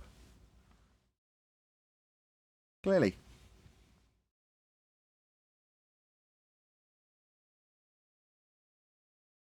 No, we're not going to get any reply. I tried. You're not fishing right. Just reminiscing about the old times, man. I was thinking, what do I miss the most from the older shows? And I'd have to say, when these numpty dipshits would come on and have a claim, a scientific claim, and would put the hypothesis in blanks on the screen, and then they'd try to formulate a hypothesis. I miss that. That's where I got my education. Even before the hypothesis, just getting them to give us a phenomenon would be some shit. Yeah. That was a lot of fun, man. But that's what I was talking about. As an avid listener, I couldn't wait for that. You wanted to see observe phenomena in pink, right? As a panel member, I couldn't wait for that. Are you kidding? I would be like, yes, here we go. I feel bad for the listeners now. Because hearing them try to formulate shit they don't even know what they're saying is hilarious. Yeah, it was. It was a lot of fun. Well, this is why we want to do it on Bullbusters in a week and a half, right? Because there's a lot of newbies now, and you've got the rinse and repeat M. Scott Veach saying science doesn't prove things. There's a video coming out about that. It'll be out by the time people watch this, unless you remember. But at 7 o'clock tomorrow morning, and it's basically a discussion about science. I think it was actually you, Elijah, that was saying. Was it you that was asking me about what's the difference between a supposition and a presupposition? Yeah, that was Eli. Yeah. Yes, yeah, that was me. Yeah, that I made just the cut. sent you a message also, by the way. Well, that made the cut. So you open that video tomorrow in essence because it's your question that sort of sparked off the discussion about, well, what's a supposition of cause in a hypothesis? Because your question was framed around science, and then I launched into moaning about M. Scott Veach saying science doesn't prove things whilst discussing things with Spurs and another guy. I said he was saying it's Spurs and he wasn't, although Spurs was definitely there during that discussion. But in the edit, it wasn't Spurs. So if anybody thinks I've mistaken Spurs for someone else, I haven't. He was there. But anyway, that's besides the point. They're back to their same old crap. Well, science doesn't really prove things, was his exact quote. What do you mean it doesn't really prove things? So preempting that I'd get a response from him, I went to QE and I'm like, those couple of quotes you gave me, by the way, thank you for posting all the rest of them. Came back with a whole bunch of quotes from people like Einstein saying, no, science doesn't really prove anything. He's like, there you go.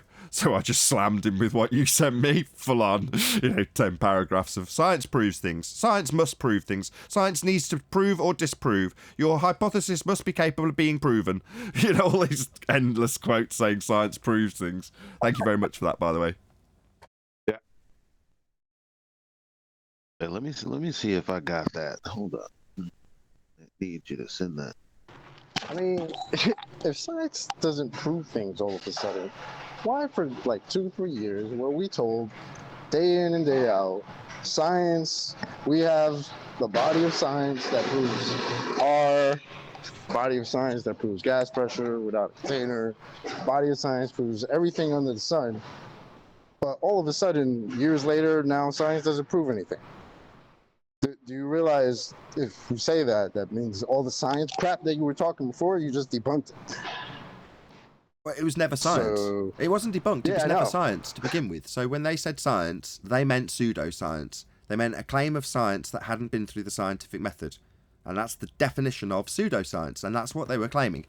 And when they called us, quote, science deniers, what they meant was pseudoscience deniers. And when they told us that the body of science proves things, what they actually meant was our pseudoscience doesn't prove anything and can be adapted later on if we have to change our story.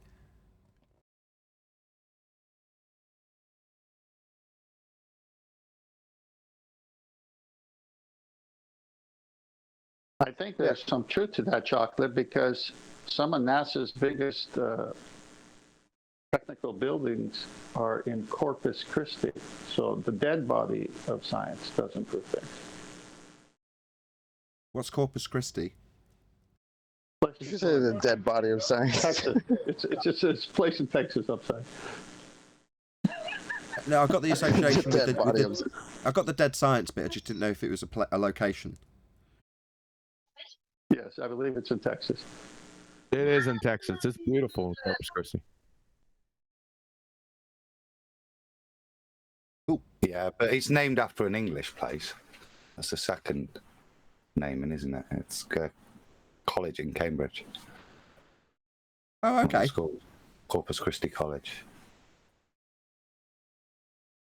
I'm more familiar with Oxford. My brother lives in Oxford. I think they got a destroyer park down there right off the coast. I think, if I'm not mistaken, it's the Lexington. We went on there. Bunch of jellyfish, man. You got to watch out. It might. I don't know if it's the Lexington. It might be another name, but there's a big destroyer down there. You can go down and pour it. 1352. Oh, hold on a second, Adam. Just 1 second. Go ahead, Paul. I just want to go back to that proven things for a second, because I was curious because, things are empirical or not empirical. And I looked up the definition of empirical. It says capable of being verified or disproved by observation or experiments. Okay, that's the definition I found in Merriam-Webster. Well, if science doesn't prove things, then you can't say it's empirical. If you don't use it in an experiment, you can't necessarily say empirical either, right? Correct. So then how can you make any empirical progress in science if it isn't empirical? It is It can't be proven by empirical. experiment. Well, it is. Science is empirical. But how can you make any progress in pseudoscience, which is what they're actually asserting when they use the word science? Well, you can't, because it's not empirical. Pseudoscience, not empirical. Science actually is empirical, though. No, it's the next question. It goes, yeah, Hold hold on. on a second. Yeah, wait 1 second. It goes a little bit deeper than that, because then you have to get down. You just defined empirical, but that's not what the numpty dipshits think empirical means. They think empirical means observation alone. They think the two words are synonymous. But what they're doing is a composition fallacy. So you can continue. No. So then the next question out of the words is that science doesn't prove things, so is science empirical? And then let them kind of jump through hoops trying to explain how it is. Oh, I see. You postulate to That's them, it. if they say science doesn't prove things, then is science empirical? And the answer, if science doesn't prove things, which it does, then it would not be empirical. But that's because they don't have science. They haven't put anything through the scientific method. And a claim of science that has not been through the scientific method is the definition of pseudoscience. Yep. It's not empirical. It's just a good gesto story. Their quote-unquote science, actually pseudoscience, is not empirical.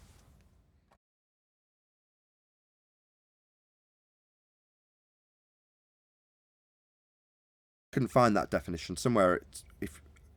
In time gone by, I've typed in empirical into a Google search, and one of the first results had the definition as to test by experiment. Can't find that now. Went to look for it yesterday. Yeah, it's observable, testable, repeatable, falsifiable. It's just a summary of the scientific method. That's all. Observation you can use empirically to disprove something that you would otherwise waste a lot of time with an experiment to prove. For example, everything falls. You could take a helium balloon, and that observation would save you having to waste your time in a much more thorough empirical way to achieve the obvious that the observation shows you. So it helps you narrow down what empirical stuff is worth doing to me, observation. It can be helpful there, but it's not necessarily directly giving empiricism to something, but it certainly helps you rule it out to me. Like I said with a balloon, you could not waste your time.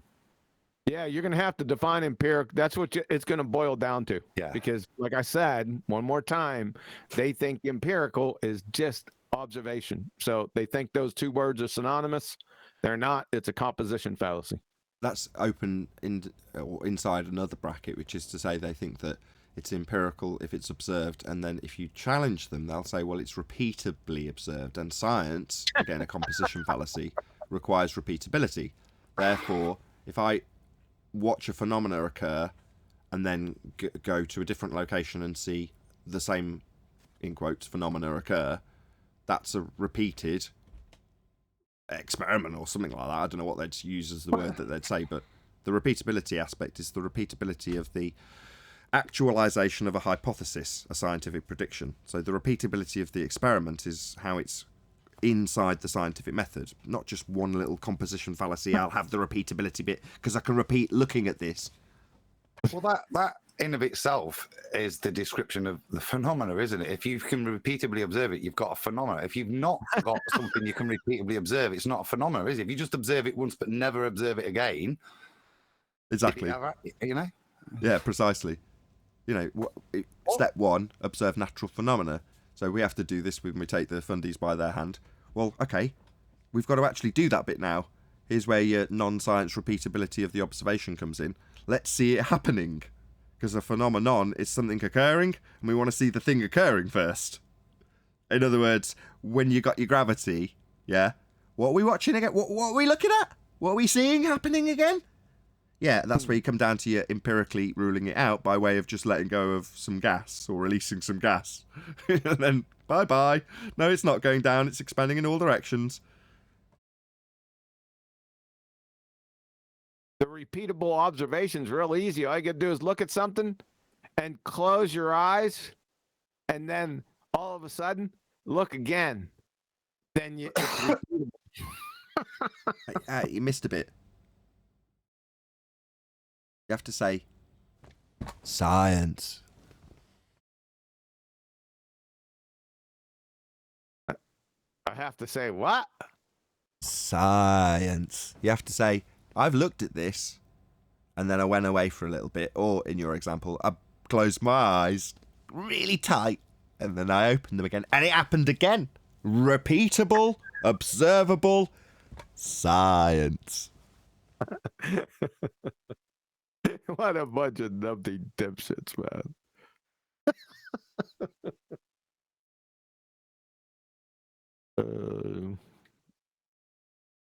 So QE, why did you like the movie Space Cowboys? Say again? Why did you like the movie Space Cowboys? Because of the actors in it. I like those guys. Yeah, it had Clint Eastwood, Tommy Lee Jones, Donald Sutherland, and what's his name? Clint Eastwood. James Garner. Yeah, James Garner. James Garner, yeah. Rockford. Is he the Rockford Files guy? Yeah, he but used really, to be a floor coverer. But he looks like a shadow of himself, doesn't he? Because he's like all fat and old. Yeah. But yeah, they're veteran actors, and in terms of the acting quality in Space Cowboys, it's actually right up there because they're all veteran actors. Yep. I thought they liked the show was using cowboys because they knew how to work on satellites. A real low point in the movie was the CGI aging. I think that's, if I'm thinking of the right movie, they had them young in the same. They had all of them again in the movie, but young, and they'd use CGI to age them. Am I right? Is that the same movie? Yes, they I don't know how they did that. They did it really good with them talking, and it sounded like their voice. Yeah, they did it in post. They just overdubbed the actors that they were doing it with. I thought they did it with CGI though. Maybe I'm just misremembering how they did it, but there was something about them doing a particular technique with aging themselves but still having the same voices and things like that. Yeah, that was pretty. That was really strange. They did that with the Irishman too. I was just trying to I was just trying to stir up some conversation here. Stir it up. Or spur up some conversation, geez.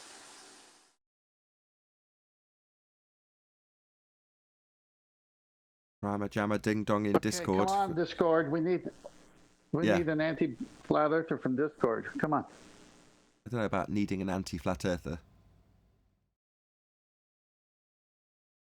We need it.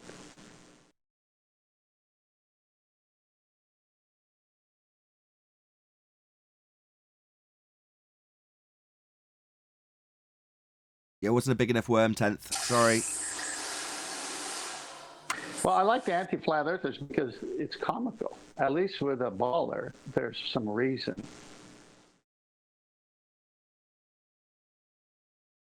Comical because they're taking our side in a lot of the arguments. One reference frame, no drift.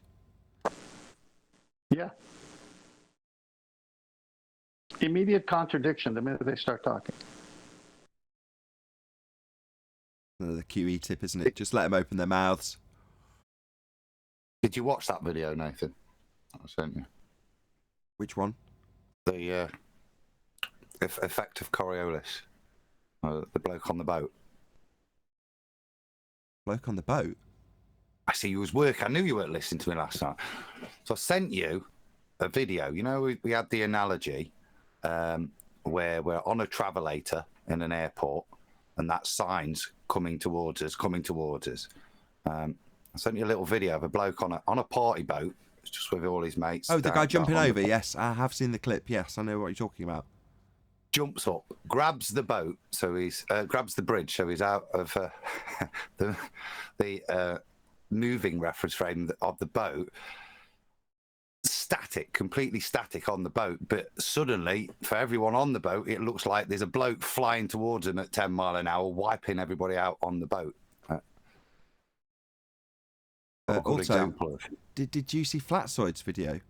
He took I think it was Discovery Channel, with a guy who used to host Fifth Gear, I think, showing just 4 people on a roundabout throwing a ball, and then showing a view of the ball travelling in a straight line from the position in the inertial reference frame, cameraed up, and then showing the people all on the roundabout seeing it curve towards the guy next to them when they throw it, seemingly straight.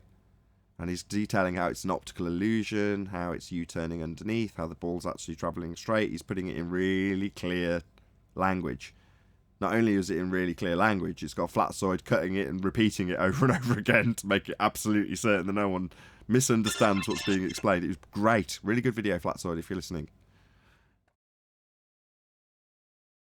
And he's upped his game considerably so in terms of his videography, and is overdubbing everything about Flatsoid's presentation as quadrupled in quality in the last 2 months. So I don't know what you're doing, Flatsoid, but keep it up.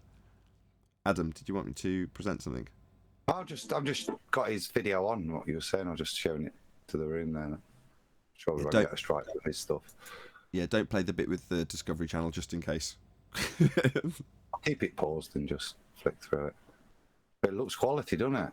It's just, he's gone to efforts, right? You can tell he's done a proper job. He's gone and got a video. Obviously, the next level would be for him to do this. You know, rig up the 2 cameras on a roundabout. And I don't think it'd be that difficult. But, you know, he's found something with nice polished production quality, risked getting a copyright strike, which he's hacked it up to a fair degree. And, you know, he's using it contextually for an educational point. So, shouldn't be an issue. Yeah, I like it.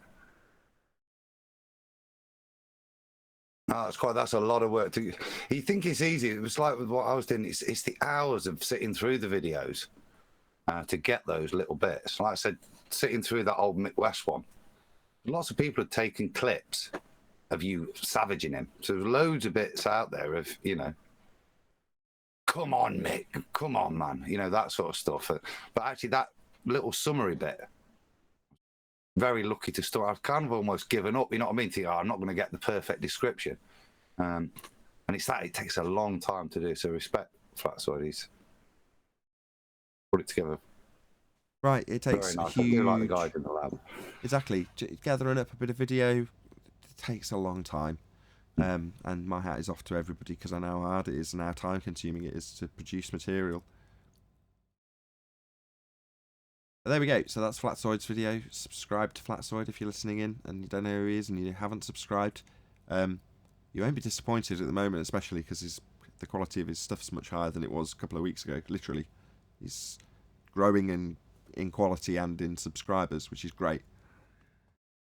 That's a great follow-on for John's next premium numpty clip, which we're waiting for as well. So, yeah, we got a preview. In a little synchronous with each other at the moment. It's quite cool. Indeed, we got a little preview before messing around with sound. Yeah, QE is kind of like a numpty brewery, isn't he? You just throw in the ingredients, the right clips, and then, yeah, you get this nice brew from Baller, so you at least get something entertaining out of it. Is QE like the yeast? Well, it's like rotten fruit, you know? Rotten fruit is pretty gross. Like, fruit flies get all over it. But rotten fruit can also be made into a nice liquor or a nice drink. And that's what QE is effectively doing with the numpty clips. That can be taken in so many ways. I thought that was a nice analogy. It wasn't bad. It's at least 99% proof. Science doesn't prove things. You missed it. You missed it. Liquor, proof. 99% proof. Proof, science, back on track.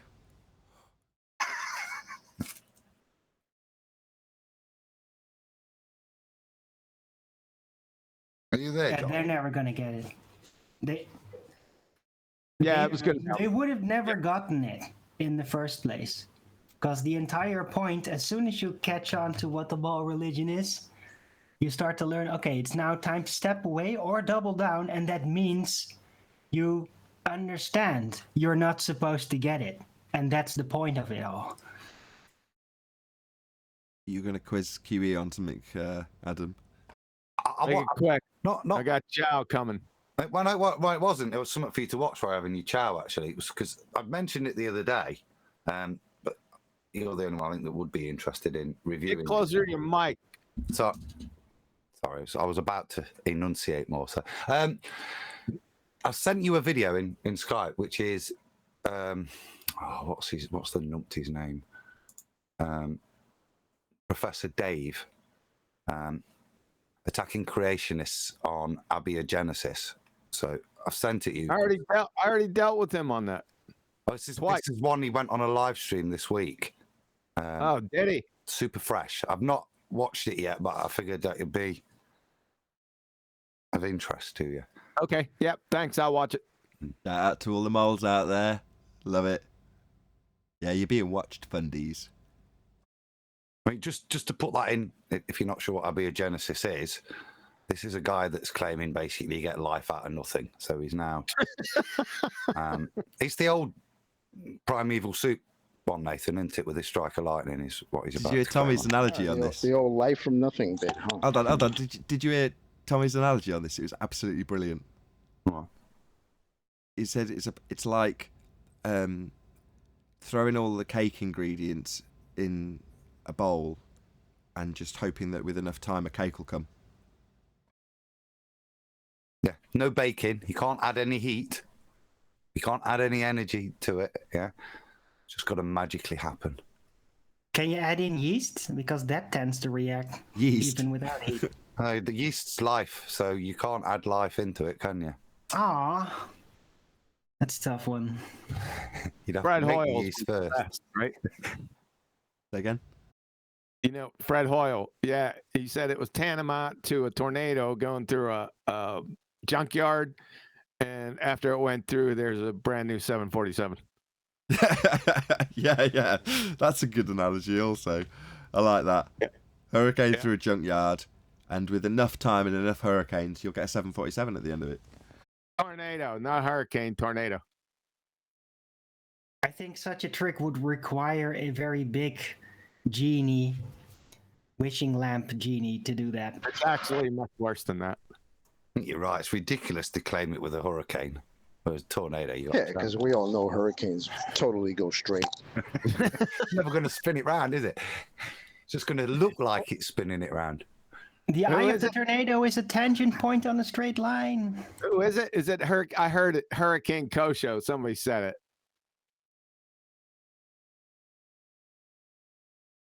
Yep. That was a few episodes ago. Yeah, I heard it. You heard my claim too? The eye of the tornado is the tangent point on the straight line.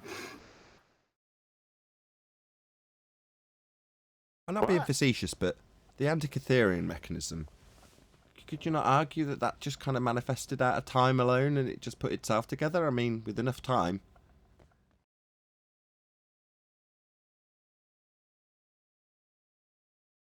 Do I need to say it again, Huey? Randomly formed bits of copper that landed together to give the effect of what looked like cogs, which would actually, when rebuilt, represent the celestial movements. Yeah. As good a chance as any form of abiogenesis. In fact, I would imagine that probability-wise, the chance of that is significantly better than any chance of abiogenesis. So there is no probability with abiogenesis. Oh, yeah. Well, it's certainly energetically impossible, isn't it? Yeah, but if you look at the complexities of the universe based on the heliocentric life origin story, in terms of what we have, if you just take as read that we are in a heliocentric world and outside of us is lights in the sky orbiting and such like, well, the complexity of that is literally born out of nothing in their rhetoric. So to say, by comparison, well, with enough time the Antikytherian mechanism will just emerge from the sea, isn't actually a stretch based on their far more complex world that they've got that has come out of nothing. Nope, wrong. You're mixing up functional sequence specified complexity with just mere ordered and random sequence complexity. Oh, okay. Maybe the Antikythera machine. Look, you said yeast, shut up. You just agreed with him, John. That's what Nathan's saying. That the Antikytherian, it's only got, just specified. There's not the levels of complexity that you would require for life. All you've got is little bits of copper. Yeah, that's exactly what I meant. We're not quite at functional sequence ordered specified complexity yet. We're just at the ordered complexity bit, and then from there, that's what I'm saying. Yeah, I didn't mean that at all, but Adam's point is brilliant, and I'm having it. I thought that's what you did mean. That's what I heard. But what if the Antikythera machine was originally just a bunch of awkwardly shaped shells that just happened to fall in the right place, and then, I don't know, sticks, they dropped down and got right through the center of it, and it all just kind of came together, and then when locked in, it just started to float to the top and somebody discovered it. You're just reading off the official rhetoric now, aren't you? Because that's precisely what they say is the origination of that particular device, isn't it, Arwin? Shells with precise gears. What? Arwin, shells with precise gearing. Ordered gearing. You know how shells have like these teeth? Some of them? Well, they could somehow turn into gears if you just stretch the imagination a little. No, just enough time. Monkeys mashing on the keyboard could eventually write a Shakespeare play. That's true also, if you're a heliocentrist. Well, thank goodness I'm not that type. Yeah, but that is the same analogy, isn't it, right? If you put enough monkeys in a room for a long enough time, eventually they'll come up with the complete works of Shakespeare. I don't like that analogy. Yeah. People want to believe shit like that can happen, but then come off as rational at the same time. It's kind of funny. However, could it be stated that if you put 100 monkeys in a locked room, that they might end up eventually out of themselves start to divide the space and how monkeys are basically doing things into an audience and a theater? Could that be stated? Yeah, I think they'd set up an ice cream parlor, they'd have a hot dog stand. Yeah, man, why not? Even if they did manage. Socially divided roles, right? Is That's theater right. not something that would arrive naturally out of boredom? I think that's exactly how I imagine it. You lock 100 monkeys in a room, you come back, and one of them's the mayor, and they've got themselves organised. They've got their shit together, man. Just to assume that they did do it, right? Assume that they did do it, and there is Romeo and Juliet, etc., etc. Who can read it? Who's the knower that makes any sense to? The monkeys have just put it together randomly. Who can read it? Who does that information make sense to, even Ian? if they did? Ian? Maybe Ian? No, they're still physical beings. They're gonna walk around. You could look at it and see, like, hey, they're doing something. They're playing something out, and I recognize this from somewhere. Where did I see this before? Oh wait, it's freaking Shakespeare, man. This looks just like Shakespeare. They're literally just mashing on the keyboard. Okay, so if you can Put enough mash monkeys in a together room. stuff, whether that's proteins or letters, they don't mean anything unless there's a knower. Unless the code was already there, it doesn't really matter, does it? The monkeys can't put the words together unless Shakespeare's already been written for them to match it. All right. Makes sense. Can I address it a little further? So, what is the knower factor even?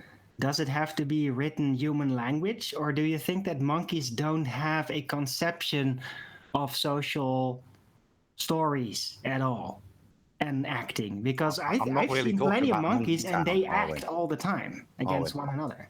I'm not really talking about Monkey Town. I'm talking about the information that's contained in there. You can't have Shakespeare. The monkeys can't produce Shakespeare unless Shakespeare's already been written. You can't put proteins together, to form more complex proteins unless the pattern is already there. It's not just random luck that they go together. It's not just random luck that it forms Shakespeare. You missed your main point off that time. Right. Hold on. To match. But that's discovery. Hold on. Owen, Adam missed off his main point. So you need somebody to interpret the information, right? So the information itself on its own isn't sufficient. You need somebody to interpret it, a knower.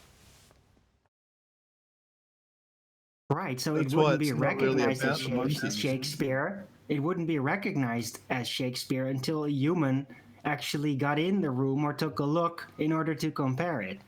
No, the it can monkeys only might be have never heard recognised of as Shakespeare if the program, or in this case, the literature, has already been constructed for them to match. So the same with DNA. The programming already has to be inherently there for their abiogenesis randomness to occur and form it. Yeah, but that the randomness of them coming together isn't the formation of the important thing. It's the information that was already encoded in everything for them to link together in that way. The monkeys don't do that, and proteins don't do that. That's already there and has been created in advance. As part of the design, right? Yeah. It is the crystalline formation of how things come into being and form. Yeah, I agree. So this comes back to the analogy of the tornado through a junkyard. So where does the development of that information come in the first place? Right? It doesn't just come out of non-existence. You don't just have a tornado go through a junkyard and suddenly you've got a 747. Well, could God do it? Yeah, a Noah, yes, most certainly. But could it come out of nothing? No. What if it came seemingly out of it's worse than that. Hold on, Paul. Just hold on, Arwen. Hold on, everybody. Rams, did you want to add something? Go ahead. No, that's okay. Paul, go ahead. It's actually not like a hurricane going through a junkyard. It's actually more like a hurricane going over the surface of the earth and producing an airline or airplane. Because at least in the junkyard, a lot of the parts are probably there, already pre-made and fabricated. With abiogenesis, you don't even have the junkyard. That's a good point. All you have is the ground itself. No, that's a brilliant point. This comes down to get your own dirt, basically, doesn't it? Basically, exactly. I'll tell the joke. So God and man are in an argument about life. And man looks up to God in heaven and says, we don't need you. We can create life without any issue whatsoever. We don't need your involvement. And God looks down and goes, okay, go on then. So the men start pulling some dirt piles together, and the god goes, "Whoa, what are you doing? Get your own dirt."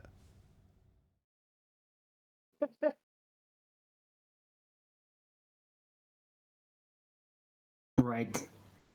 It's all pre-designed. Everything, the way it arranges, the crystalline pattern of it all, of all matter, all energy, however we conceive of it, it's all fractal pattern in a distinct way, which indicates it has been prearranged to be like that in the overarching design of its manifestation here in the 3D realm. That Design is so Erwin, inevitable, it's is unbelievable. hold on a second. Only problem with fractals though is the DNA may have a fractal I can't even say the word fractal pattern to it, but the information is not fractal. So you can't use even fractal patterns, because the fractal is just showing some kind of even though it seems random, there's still a pattern there. But a pattern is not information. Random. I'm not talking about random. I'm talking about the structure of how things interconnect with one another and on the different scales and the different levels, right? I'm not talking about specific knowers of specific pieces of information. It's not about the separate element within the whole. The fractal part is about how it all interlocks like a crystal. Everything does. It's all part of the same original blueprint design for things to manifest as they do. The thing about DNA is that a yellow flower has a DNA for a yellow flower. A blue flower has the DNA for a blue flower. Purple, so on and so on. Now, it can be damaged, or some outside source can come and change the genetics, but the programming is already there. So a yellow flower can never become a hippopotamus. A hippopotamus can never become a bird because it doesn't have the information of a bird's DNA. We Please could be a close your mic. trans bird. Please, hold on. 10th, your mic is so buzzy. I think the new one you changed to is worse than the old one. If I'm honest, it's more buzzy.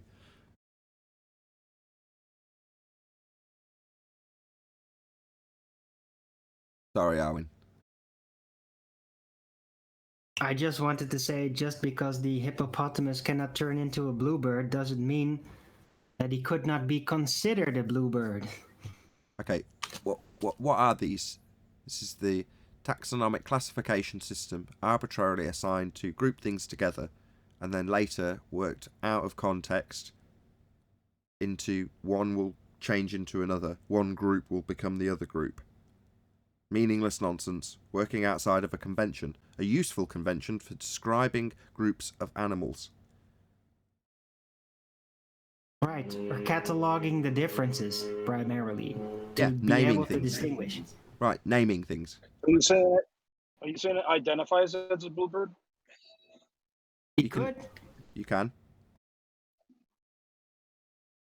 It wouldn't Well, genetically go-kart. be one. Sorry. I was gonna say I can classify a go-kart as a four-wheel vehicle. Yeah. But did all cars come from a go-kart? No. It's more simple to more complex. So I classified it, and they have similarities. They have an engine, they have four wheels, they have a steering wheel, they have braking system, they have an acceleration system. But did the car come from the go-kart? No. But precisely, you've got cars, you've got go-karts, and you've got vans. Will cars eventually turn into vans if enough time elapses? Will go-karts eventually turn into cars if enough time elapses? No. Can the factory that produces go-karts change their production process and actually start to produce buses? Yes, but in terms of the informational structure contained within DNA, can that arbitrarily change or modify itself into something that it isn't already? No. If there are what we perceive to be subtle changes, I don't know, polar bears changing the colour of their fur because of the climate change, that change was already well within the capabilities of that creature because the information to do so was contained there already. Therefore, it's not a change, it's not an adaptation, it's already contained within the information that the animal had. So there are no, it's going to eventually, what's their word, mutate, because a mutation is actually a defect. If you have mutations, they're going to be negative, not positive. And the things that we described, like I did with fur changing colour, are contained within the information already. Right, that is adaptation, by the way. But the adaptation is all about the possibilities locked within its genetic structure and the epigenetics primarily of how it can adapt to the environment. Sure, but it all has to be there. Yeah, but change. What I mean by that, if I say it's not adapting, what I mean is, if you go through a process of deciding arbitrarily that horses will grow their necks into giraffe necks because they need to reach higher trees, or that selectively you'll have a whole race die out because they couldn't reach the trees, but the ones with slightly necks, they'll stay, right? Selection, natural selection, right? No. Either it's got it within its DNA to have a longer neck, or it hasn't. If it has, it can do it. If it can't, it won't. Likewise, if you are an air breather, you will at no point have the DNA capabilities to suddenly adapt and breathe water. If you're unilaterally breathing both for whatever reason, you're in and out of the water and can cope with both, or hold your breath, or whatever it is you need to do that, you're capable of doing that by the way of the information structure contained within from the outset. Now, could it be the case that you never utilise it underwater if you've got that capability? Yeah. For example, you find people who've never been in water. Does that mean they can't hold their breath and go underneath it without dying? No. It just means they've never used that skill.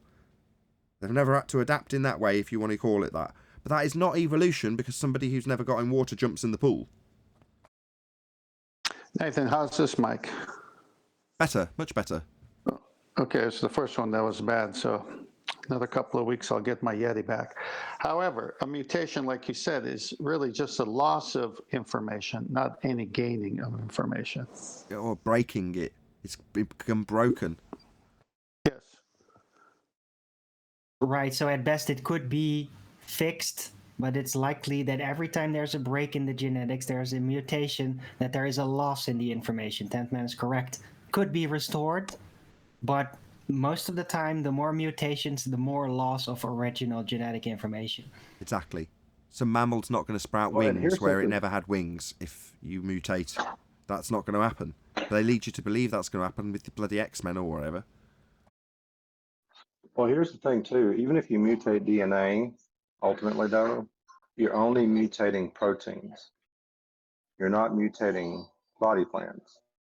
You understand the difference?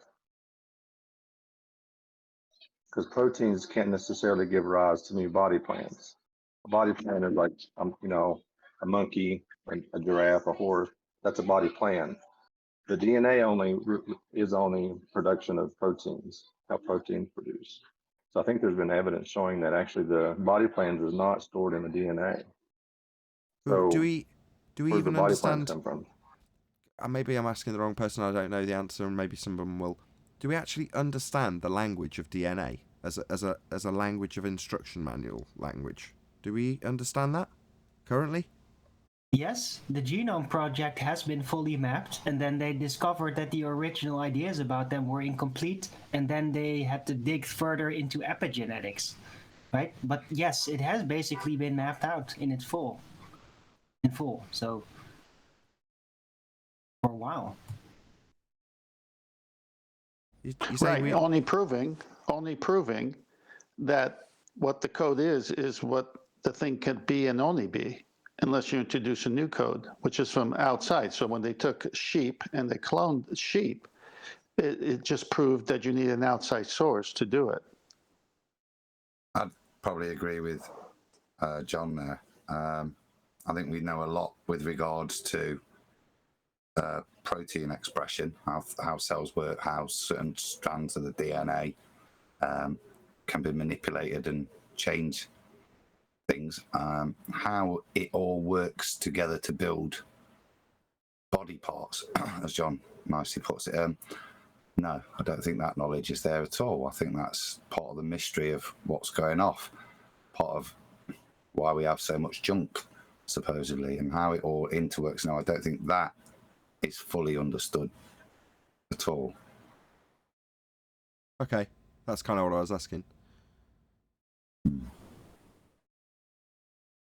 terms of being able to do crude things, you know, we can take a piece of DNA, like bacteria DNA, splice it, stick something else in so that bacteria expresses a different protein, and we change that. Yeah, lovely. We're good at that. We've got good understanding with it. But actually, I don't think, I'd say the latter, the fuller understanding of how that strand leads to, and all that information leads to the formation of complex organisms is there yet. That's kind of what I was. Yeah, that's what I was hinting at. Do we have a good understanding of the instructional process of DNA? Could we replicate the language and then use it as an instructional guide to actually have something happen and occur? Do we understand how it equates to being like a book of Lego instructions? Do we have that understanding where we could disseminate that to someone else? I think we've got crude bits, haven't we? Like with making mice grow ears on the thing. So we take the coding for that and insert it into the mouse. So we've identified certain portions that say this area says grow an ear. Yes. How that actually works, like I say, I don't think we've got the ability to go in there and say, right, if I tweak this, this, and this, it'll make it look just like Mr. Spock's ear, for example. Yeah, I don't think we've got that knowledge. I think that genetics are actually more like a very self-sufficient, pre-designed building crew for the body rather than the architect of it. That's what I think. That's why you can grow specific elements and all that out of the genetics, but to make a completely functioning creature, that requires an architect. We can't do that like that. We can Frankenstein things up to a certain degree, but not without problems, ever. I think this was Paul's point, or I can't remember whose point it was now, but in terms of replicating Shakespeare, I think it might have been Adams actually. Replicating Shakespeare requires you to have Shakespeare to replicate. So replicating DNA means that first you've got to have the magnificence and beauty that is DNA, and we certainly haven't created that now, have we? Well, that's a good analogy again, because fundamentally, you see, we forgot that somebody had to invent English first. Before we could just copy out Shakespeare, somebody's got to invent the whole of English language for Shakespeare to then just use in a certain way for us to then copy. And I think the English language would be that full understanding of the DNA, which we don't have. Can I change the subject a little bit? So, I don't know if I'm letting a cat out of a bag that shouldn't be let out of a bag, but it's just the way it goes. So, Sleepy Mario and I were discussing stuff, and I think I covered half of it in the live show, but the other half was Anthony talking about the begging the question, proof of nothing perspective hijacking Earth curve calculator, and expressing his concerns about how closely matched, how well engineered the side profile view, like we've got on screen now, calculations are when you actually match them up with photography. I was like, why are you shocked at this? It was like, well, just how well it works means that they will be asserting that they've got this as a proof of whatever they claim when whatever images get put in front of them, and they've got plenty of wiggle room. I'm like, again, this is nothing new. What's the problem? And he never actually told me, other than to say that he was concerned about it, what the actual issue was.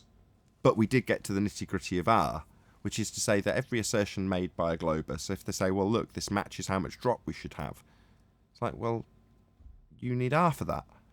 We've already debunked your necessity for a physical geometric sphere edge horizon to use in that maths as the tangent point. Yeah, the straight line from this guy's eye to the R-based position that you'd have as a horizon. That we've debunked. So you can't really concern yourself that people are going to be continuing to make claims using that begging the question proof of nothing perspective hijacking Earth curve calculator based on its accuracy, when it's hijacked perspective, called it Earth curve, and is based on a value that's been debunked, and a notion of a horizon being physical also debunked. So I just thought it was interesting that in some ways Anthony's almost regressing. He's only been away from the show for about a month, surely, because of Neil.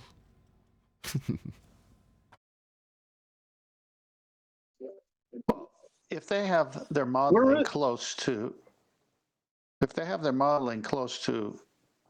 what we see, and they can hijack perspective. That's how they've been able to fool a lot of people. But then when you dig down and say you need R for that, they can't do that because they've never seen R is their admission. They've never seen the geometric horizon. But you claim to have measured it. Oh, no, well, we calculated it. Okay, well, how'd you calculate it? Well, because the Earth is a sphere with a radius of 3959. I know, that's your presupposition. You're assuming you're on a sphere prior to proving it. So if the Earth was a sphere with 3959, then where would R be at a 1 foot observer height? It's not there. Well, it's there, but we can't see it. It's so silly. The whole thing dies. Exactly. I mean, I'm glad you summarised it because it saves me doing it. But once you offer up the black swan, it's on screen now. The geometric horizon has been humorously put in the bottom of this frame of the picture, but it isn't. You know, the geometric horizon isn't visible, isn't seen, and would be off frame because of how zoomed in this shot is. It's also cropped. But the horizon that's actually visible, the visible apparent, whatever you want to call it, horizon, is beyond the limitations of a radius Earth with 3959 value. You can't have it not be physically where it's supposed to be. Now, they say we can, it's refracted. But their refraction also has R in it. So, yes, we've summarised the black swan. The point is, if you're going to start asserting that you've got a calculator that matches Earth, you're going to need to back that with the value that it's based on and a measurement thereof. And that has been debunked. Therefore, all bets are off in terms of using the calculator from here on in. There's no two ways about that. As soon as somebody offers up a calculation with an assumption of an R value that can't be measured and is based on a physical geometric sphere-edge horizon that we don't have, just point that out. Where'd you get the R value? Why are you telling me how much drop there is behind a physical horizon when the horizon is not Earth curve? Maybe quote off Tim Osman to him. Nobody claims the horizon's Earth curve. Why would you tell me how much drop there is beyond it? You haven't got an R value. You haven't got a horizon to measure to get an R value. You haven't got a physical horizon to use as a tangent point for this drop value. Nothing in your calculator works. You're giving me feet and inches value that don't change with distance in a side elevation that you'll never, ever, ever see. So none of this makes any sense. You know, all of the things that we debunked the Earth curve calculator with before the black swan are still relevant. It's just like with all the other housekeeping questions, it's much quicker to just ask them where they got R. The bit that I'm seeing as of concern is just, so you're saying is it matching up, or it's being discussed it's matching up? Well, there's only one bit that's matching. It's only all the background scenery isn't matching placement on a ball. What we've got is what they've tried for ages. Go high, desperate to go high, yeah? And what they're finding at some of these things is you are getting the point of optical dissolution where there's so much information, so much crammed in that it's dissolving at that point.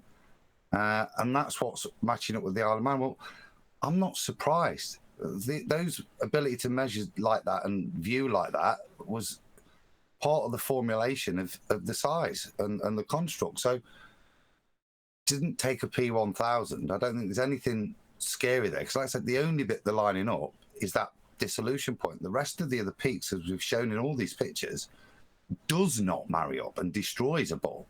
It's just maybe a little more detail in terms of what's going off at that point is required. And like, we've not even put in the law of halves into analysing these images. Do you know what I mean? And I think once you do that, that'll probably satisfy this. What's going off, I think, at distance. It's just an application of the law of halves. You're doing the same thing Anthony did, which is he started launching into his alternative explanation, and he was like, well, people want to know it. Because I immediately was like, why are you trying to explain this? Do you make a claim about this, Anthony? And he was like, no, but when people have an explanation offered up with the calculator, they want an alternative when you debunk it. I'm like, well, that's fine, but what you're actually doing is presenting on a plate a false dichotomy for them to juxtapose your explanation with their explanation and then declare a winner at the end. It's like, why do that? He was like, well, shouldn't we do that? And I'm like, no, it's not for me to decry you offering up an alternative explanation, but the way I have done it is to separate that out into an interesting discussion point over there somewhere. So it's not a direct comparison or an address that you're offering up in lieu of their explanation with physical horizons. You just talk about it separately. In other words, if I directed people to, coincidentally, Ranty Flat Earth, Life is Short, and myself, and Red Pill Philosophy, discussing this for hours, literally hours and hours, with really detailed, well-researched information on there from Life is Short. Now, that has nothing to do with any response in lieu of an explanation about why we have a geometric physical sphere edge horizon that's now debunked, and should definitely not have anything to do with it when you debunk it. Just debunk it. All right, you say that the Isle of Man has got a physical sphere edge for a horizon and the amount of drop that's behind it matches the maths inside profile. Where'd you get R? Not, it could be an optical, the rule of halves, or the Rayleigh criterion, or if you've got the aperture and you know what lambda is, then you can calculate it. And no. None of this is necessary. Just debunk their claim. Does this matching, Nathan, by the way, I've not looked into it in any detail, really.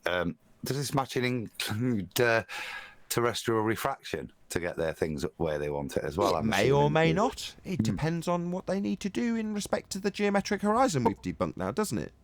Well, it's a quandary, because they have to have it with terrestrial refraction, otherwise they're scuppered, because if it's just at the hidden stuff, then they're then denying that there is no terrestrial refraction. So it has to include terrestrial refraction, in which I'd refer them to Andrew Thomas Young. That's why I'm not put much detail, because it's just one little thing. It's a bit like their Blackpool Swan, isn't it? It's one little coincidence in the image that they're clinging on to and saying, look, this is at this point. But nothing else in the image is where it would be commensurate with the rest of that ball image, if it was. So I'm not even that bothered. That destroys the point, but that's why I say when I come back to it. But then there is that point. What's going off there? But that is a curiosity point. It's got nothing to do with any way I need to debunk what they're claiming. Exactly. So it's a nice folly to look at, for the sake of argument, what is the horizon? That's an interesting question to ask. Let's look into it. Meanwhile, what is the horizon when somebody has got a notion that when you view the side of your own head, as depicted on screen now, this is you, the observer. Well, this is representative of you holding a camera and taking a picture. Well, no longer is the horizon, which is a single point in this view, a line running across your view. It's a single point with you looking 90 degrees to your position while you see the side of your own head, and the target in the same shot at the same time. Something physically incapable of replication. You cannot remove your eyeballs and take them scale 6,000 miles away from where you're standing. You can't do that.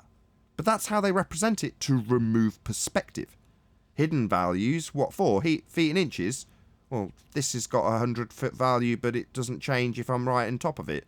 If it's right here, if this line is what we're scaling, this whole visible line, let's say that's 300 foot. It's a lighthouse. Massive, right? Bring it right next to you, and suddenly it's like you've got to crane your neck to look up to it. But the feet and inches value they'll give you won't change. In this diagram, where you're seeing the side of your own head and the target at the same time, without perspective included. So why am I having to explain what the horizon is? Oh, because they've got the word horizon in their explanation. I don't give two shits what the horizon is. Nathan, I got a picture of Master B that QE put up. Q put that up. I think it. Yeah. Tell me when you got it.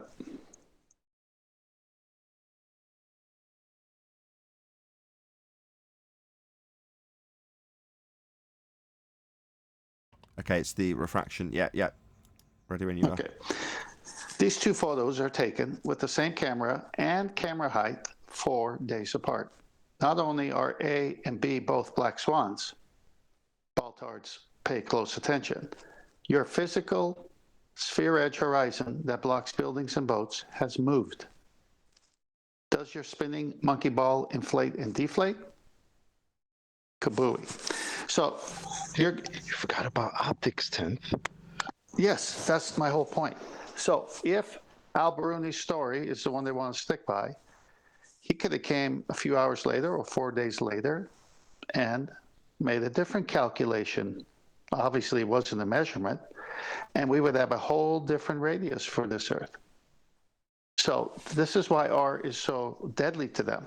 They can't even make any claims with orthographic view pictures without first validating the R physically, unchanging. It cannot change. 3959 cannot change in their model. And yet, here's a picture 4 days apart, and it's changed. Unless we live on a bouncy ball. Indeed. You can't have something that's claimed to be physical and capable of blocking things move its physical location. That is an impossibility. So, obviously, the horizon is not a physical geometric sphere edge as depicted on screen. But further to that, as I've just gone through exactly this, imagine you took this picture. This was taken by BLMSB69. He looked through his viewfinder and this is what he saw. So this is what we've got to go on, right? This is how we see things. So he's looking at 2 oil rigs and a horizon. That's his view. Is it in any way, shape or form reminiscent of this depiction? Do we see BLMSB's head and the oil rigs both at the same time? That's not rhetorical. No. No. Should we double check? Where's BLMSB's head?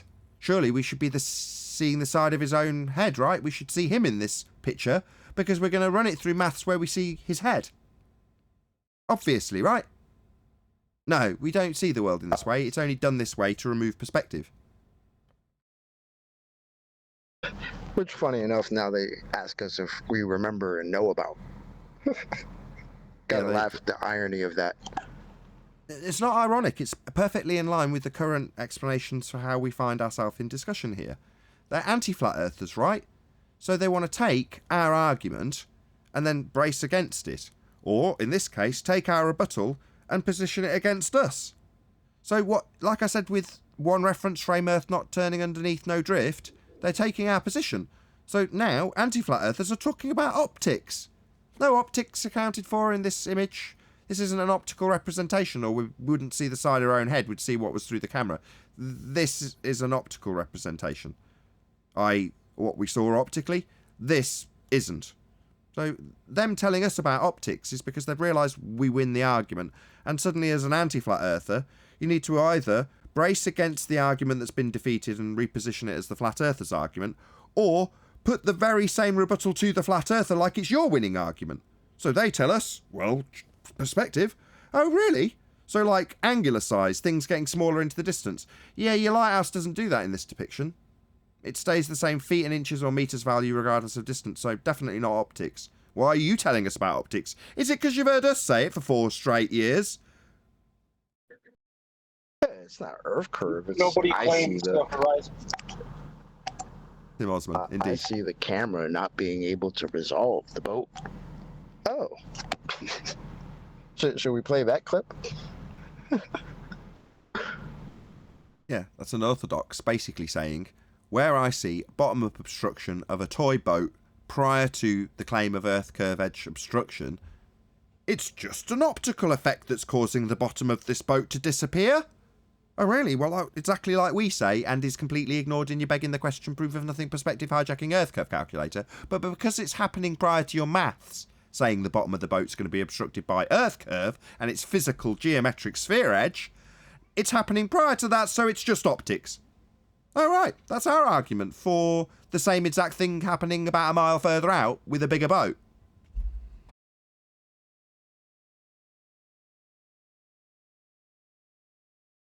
Again, I stress, no need.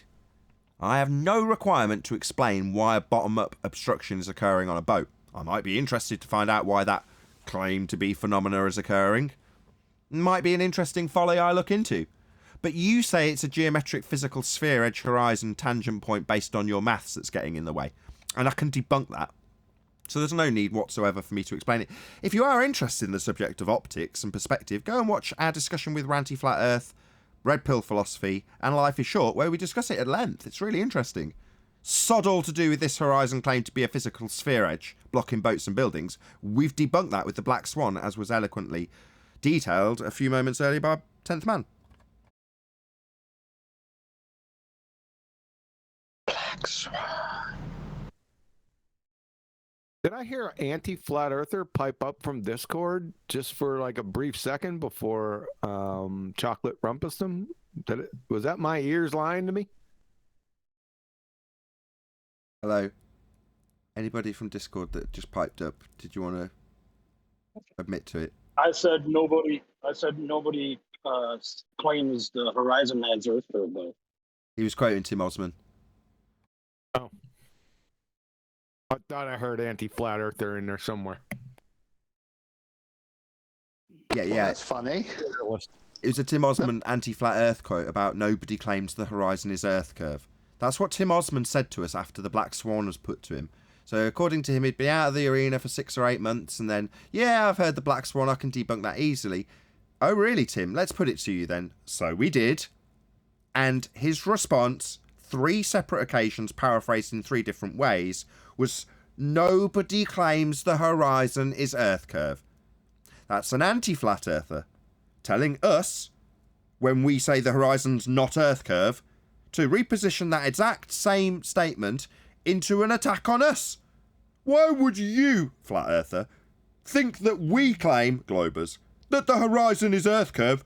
Nobody claims that, flat earther. I'm going to brace against your claim that here in this maths claim to be Earth curve maths, where it says horizon, that blocks stuff. Nobody claims that now you've debunked it. Yeah, welcome to anti-flat Earth, Tim Osman. With a picture Can't of get the best part of that, though. The He best had part fo- of that is he was posting pictures to prove his point, right? Of horizons labeled Earth curvature. Yeah, the title was This is Earth Curve, and it was multiple pictures of horizons. That last point, Nathan, is all Riley needs to respond with then. Is, well, if you're not claiming that the horizon is Earth curve, then who cares what that line is on in relation to the mountain? It's just the horizon. But what it isn't, as you state, is it's not Earth curve. Exactly. So Exactly. That's what I was saying to him, because he was like, well, no, we have got to explain the horizon. So my first bash at this was like, okay, well, if you're talking about the Isle of Man, what's the horizon? And eventually we got to the point where the sky meets the land. I was like, where's that on the Isle of Man then? There's a brief pause while a cogs turn that he realises is at the top of the mountain. And he goes, no, but to the left, I've got this boat that's on the horizon. Okay, how do you know that's on the horizon? Well, because it's visually on the horizon. Well, how do you know the distance? Well, I've got GPS measurements. Okay, so based on GPS measurements for a boat that you're going to trust is in that position that's just on what you're going to call the limit of the hard horizon, he added, then if you extend that line, he called the hard horizon, along to the Isle of Man, then that position becomes the horizon that we're going to start justifying. I'm like, well, number one, that stops being the horizon then, doesn't it?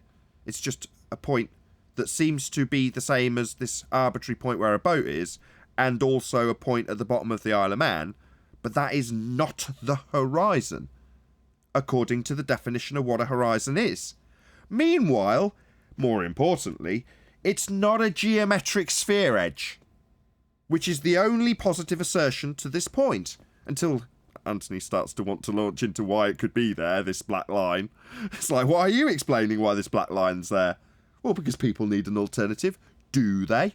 I don't think that when I buckle my trousers up after taking a big shit on the geometric horizon. I just laugh.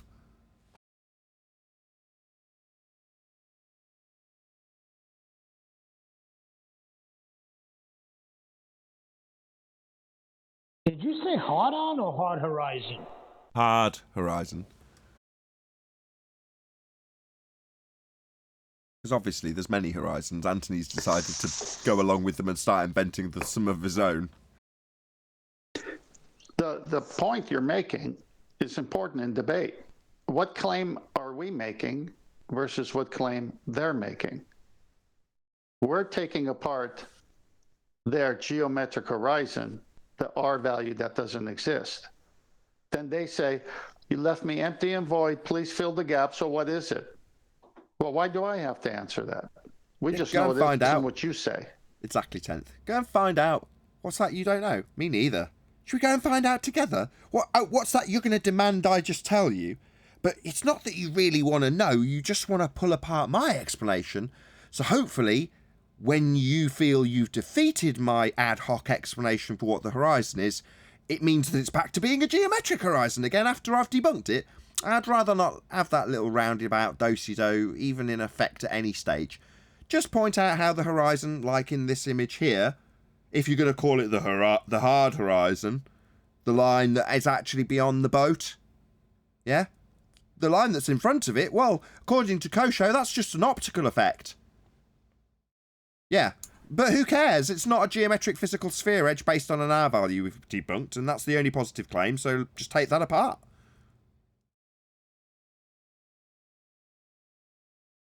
Yeah, I'm happy for the. Why are they not asking Andrew Thomas Young why he did all his refraction calculations on a plane?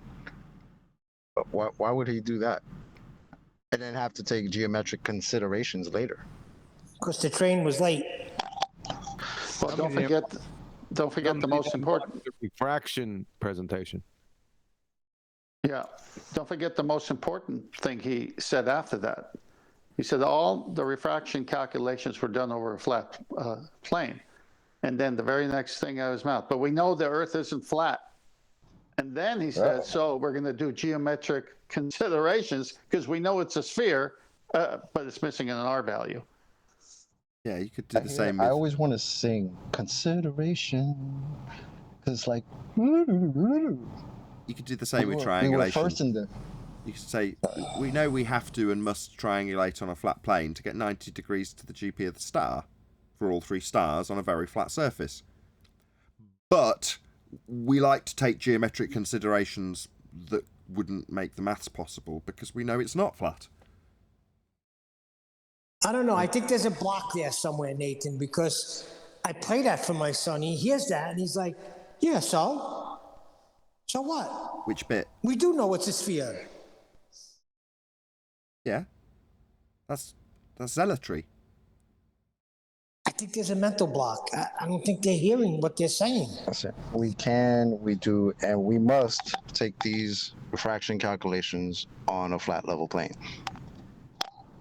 It doesn't mean it really is one, but we don't have to work at the actually is level. Exactly. I've got a bad quote. Again, Andrew Thomas Young, in regards to horizontal rays.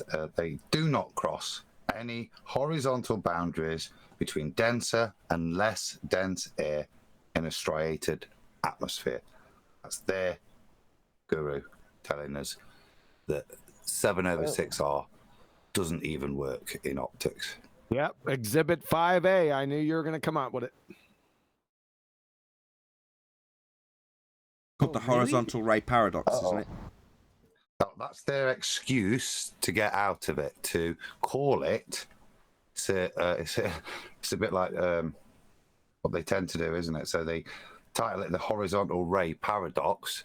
The paradox being that they want you to concentrate on the fact that rays don't actually exist. It's just a concept, so that you focus on that instead of the clear statement that Andrew Thomas Young makes in that, yeah.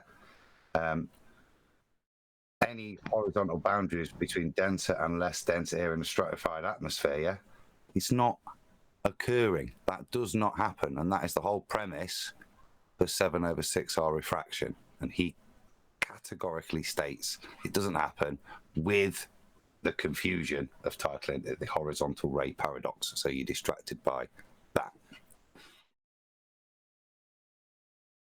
But you can treat them as if though they are real.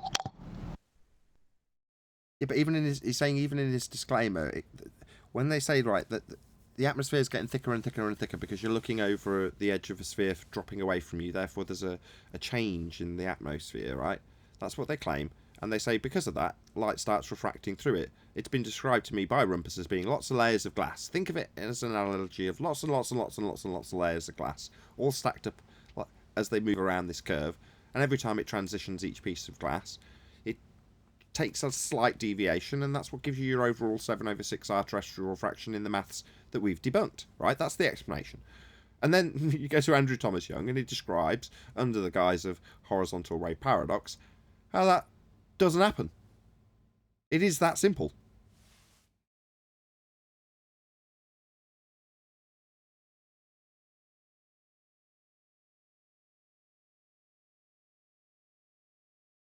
There's a lot of the information that we put out there in terms of the debunking that's come from them. It comes from their high priests. Now, I don't know if QE's right in his assessment that they've got to drop this stuff in there so they don't get done for intellectual or fraud of some description, because just outright lying about how something behaves if you're a claimed scientist or whatever he labels himself, then that's going to potentially have problems if you get called out on it. So that they leave themselves some wiggle room, they put the disclaimers in quite brazen right in the text, like this. Yeah, but maybe that's not because of what you think it is, right? That may simply be just that's what it is, right? I think of heliocentrism as a giant puzzle in the mind, and they're just trying to work it out and be honest about it.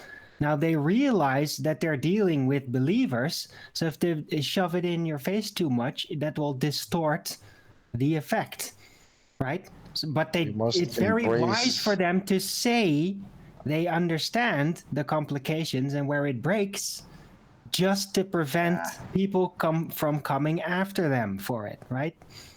Go chocolate. We just must embrace the fiction in our science. Yeah, I think that's more like just it. as you said it. I think Chocolate's right. I think it's more we must embrace the fiction, which is to say, look, we've got to go along with these ideas of how things work. Because we don't really know, but this is a really, really good explanation, and we've just got to kind of go along with that. But that's exactly what I'm saying, right? But it is stated. They do mention, like, yeah, it doesn't really work, right? They mention it because they don't want to be that guy that everything can pile onto for making the error, right? For reifying the error in the game, in upholding the dream. They say it, or condition you to move beyond, like you said, like, oh, we gotta go with this, right? We haven't worked it out yet. To encourage you to keep playing, keep in the dream. The statement, we must embrace the fiction in our science, is there because they love the ball.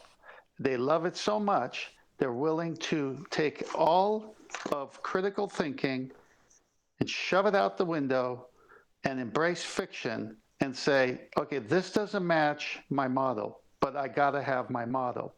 This doesn't match my model, but I got to have my model. On and on and on. So that's what that means. In front of evidence that's clear that we're not on a sphere with a radius of 3959, they would rather embrace fiction to keep their ball. I want my FED.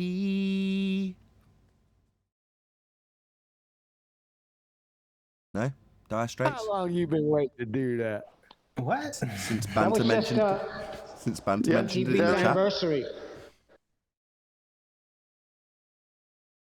All right, go ahead, Nathan. They might not rumpus you this time. I want FED though. FED. Instead of MTV, just forget it. I want my FED. I want my FED. And that was a great pun that the ballers are in dire straits. Love it. That's me. I want my FED. Dude. I don't care if you got toothaches, if kids are running around. I want my FED.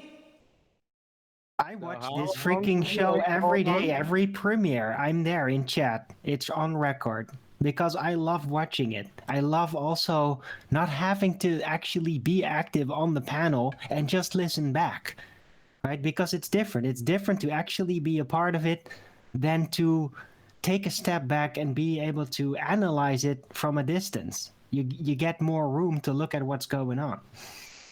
So I really appreciate watching the premieres. Oh, what a brilliant plug to round out on. Thank you very much indeed, Darwin. I really do appreciate you plugging the show. Just before I ask everybody who's been here, well, I'm not going to ask anything, actually. I'm just going to say a massive, huge, enormous thank you to all of you who did tune in on either Nathan Oakley 1980 or Nathan Oakley Premiering streams, and for hopefully smashing the super chat, liking, commenting, sharing, subscribing, and becoming a Nathan Oakley 1980 channel member.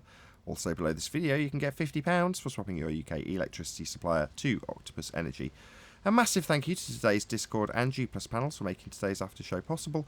I've been Nathan Oakley and I will see you all in the next video.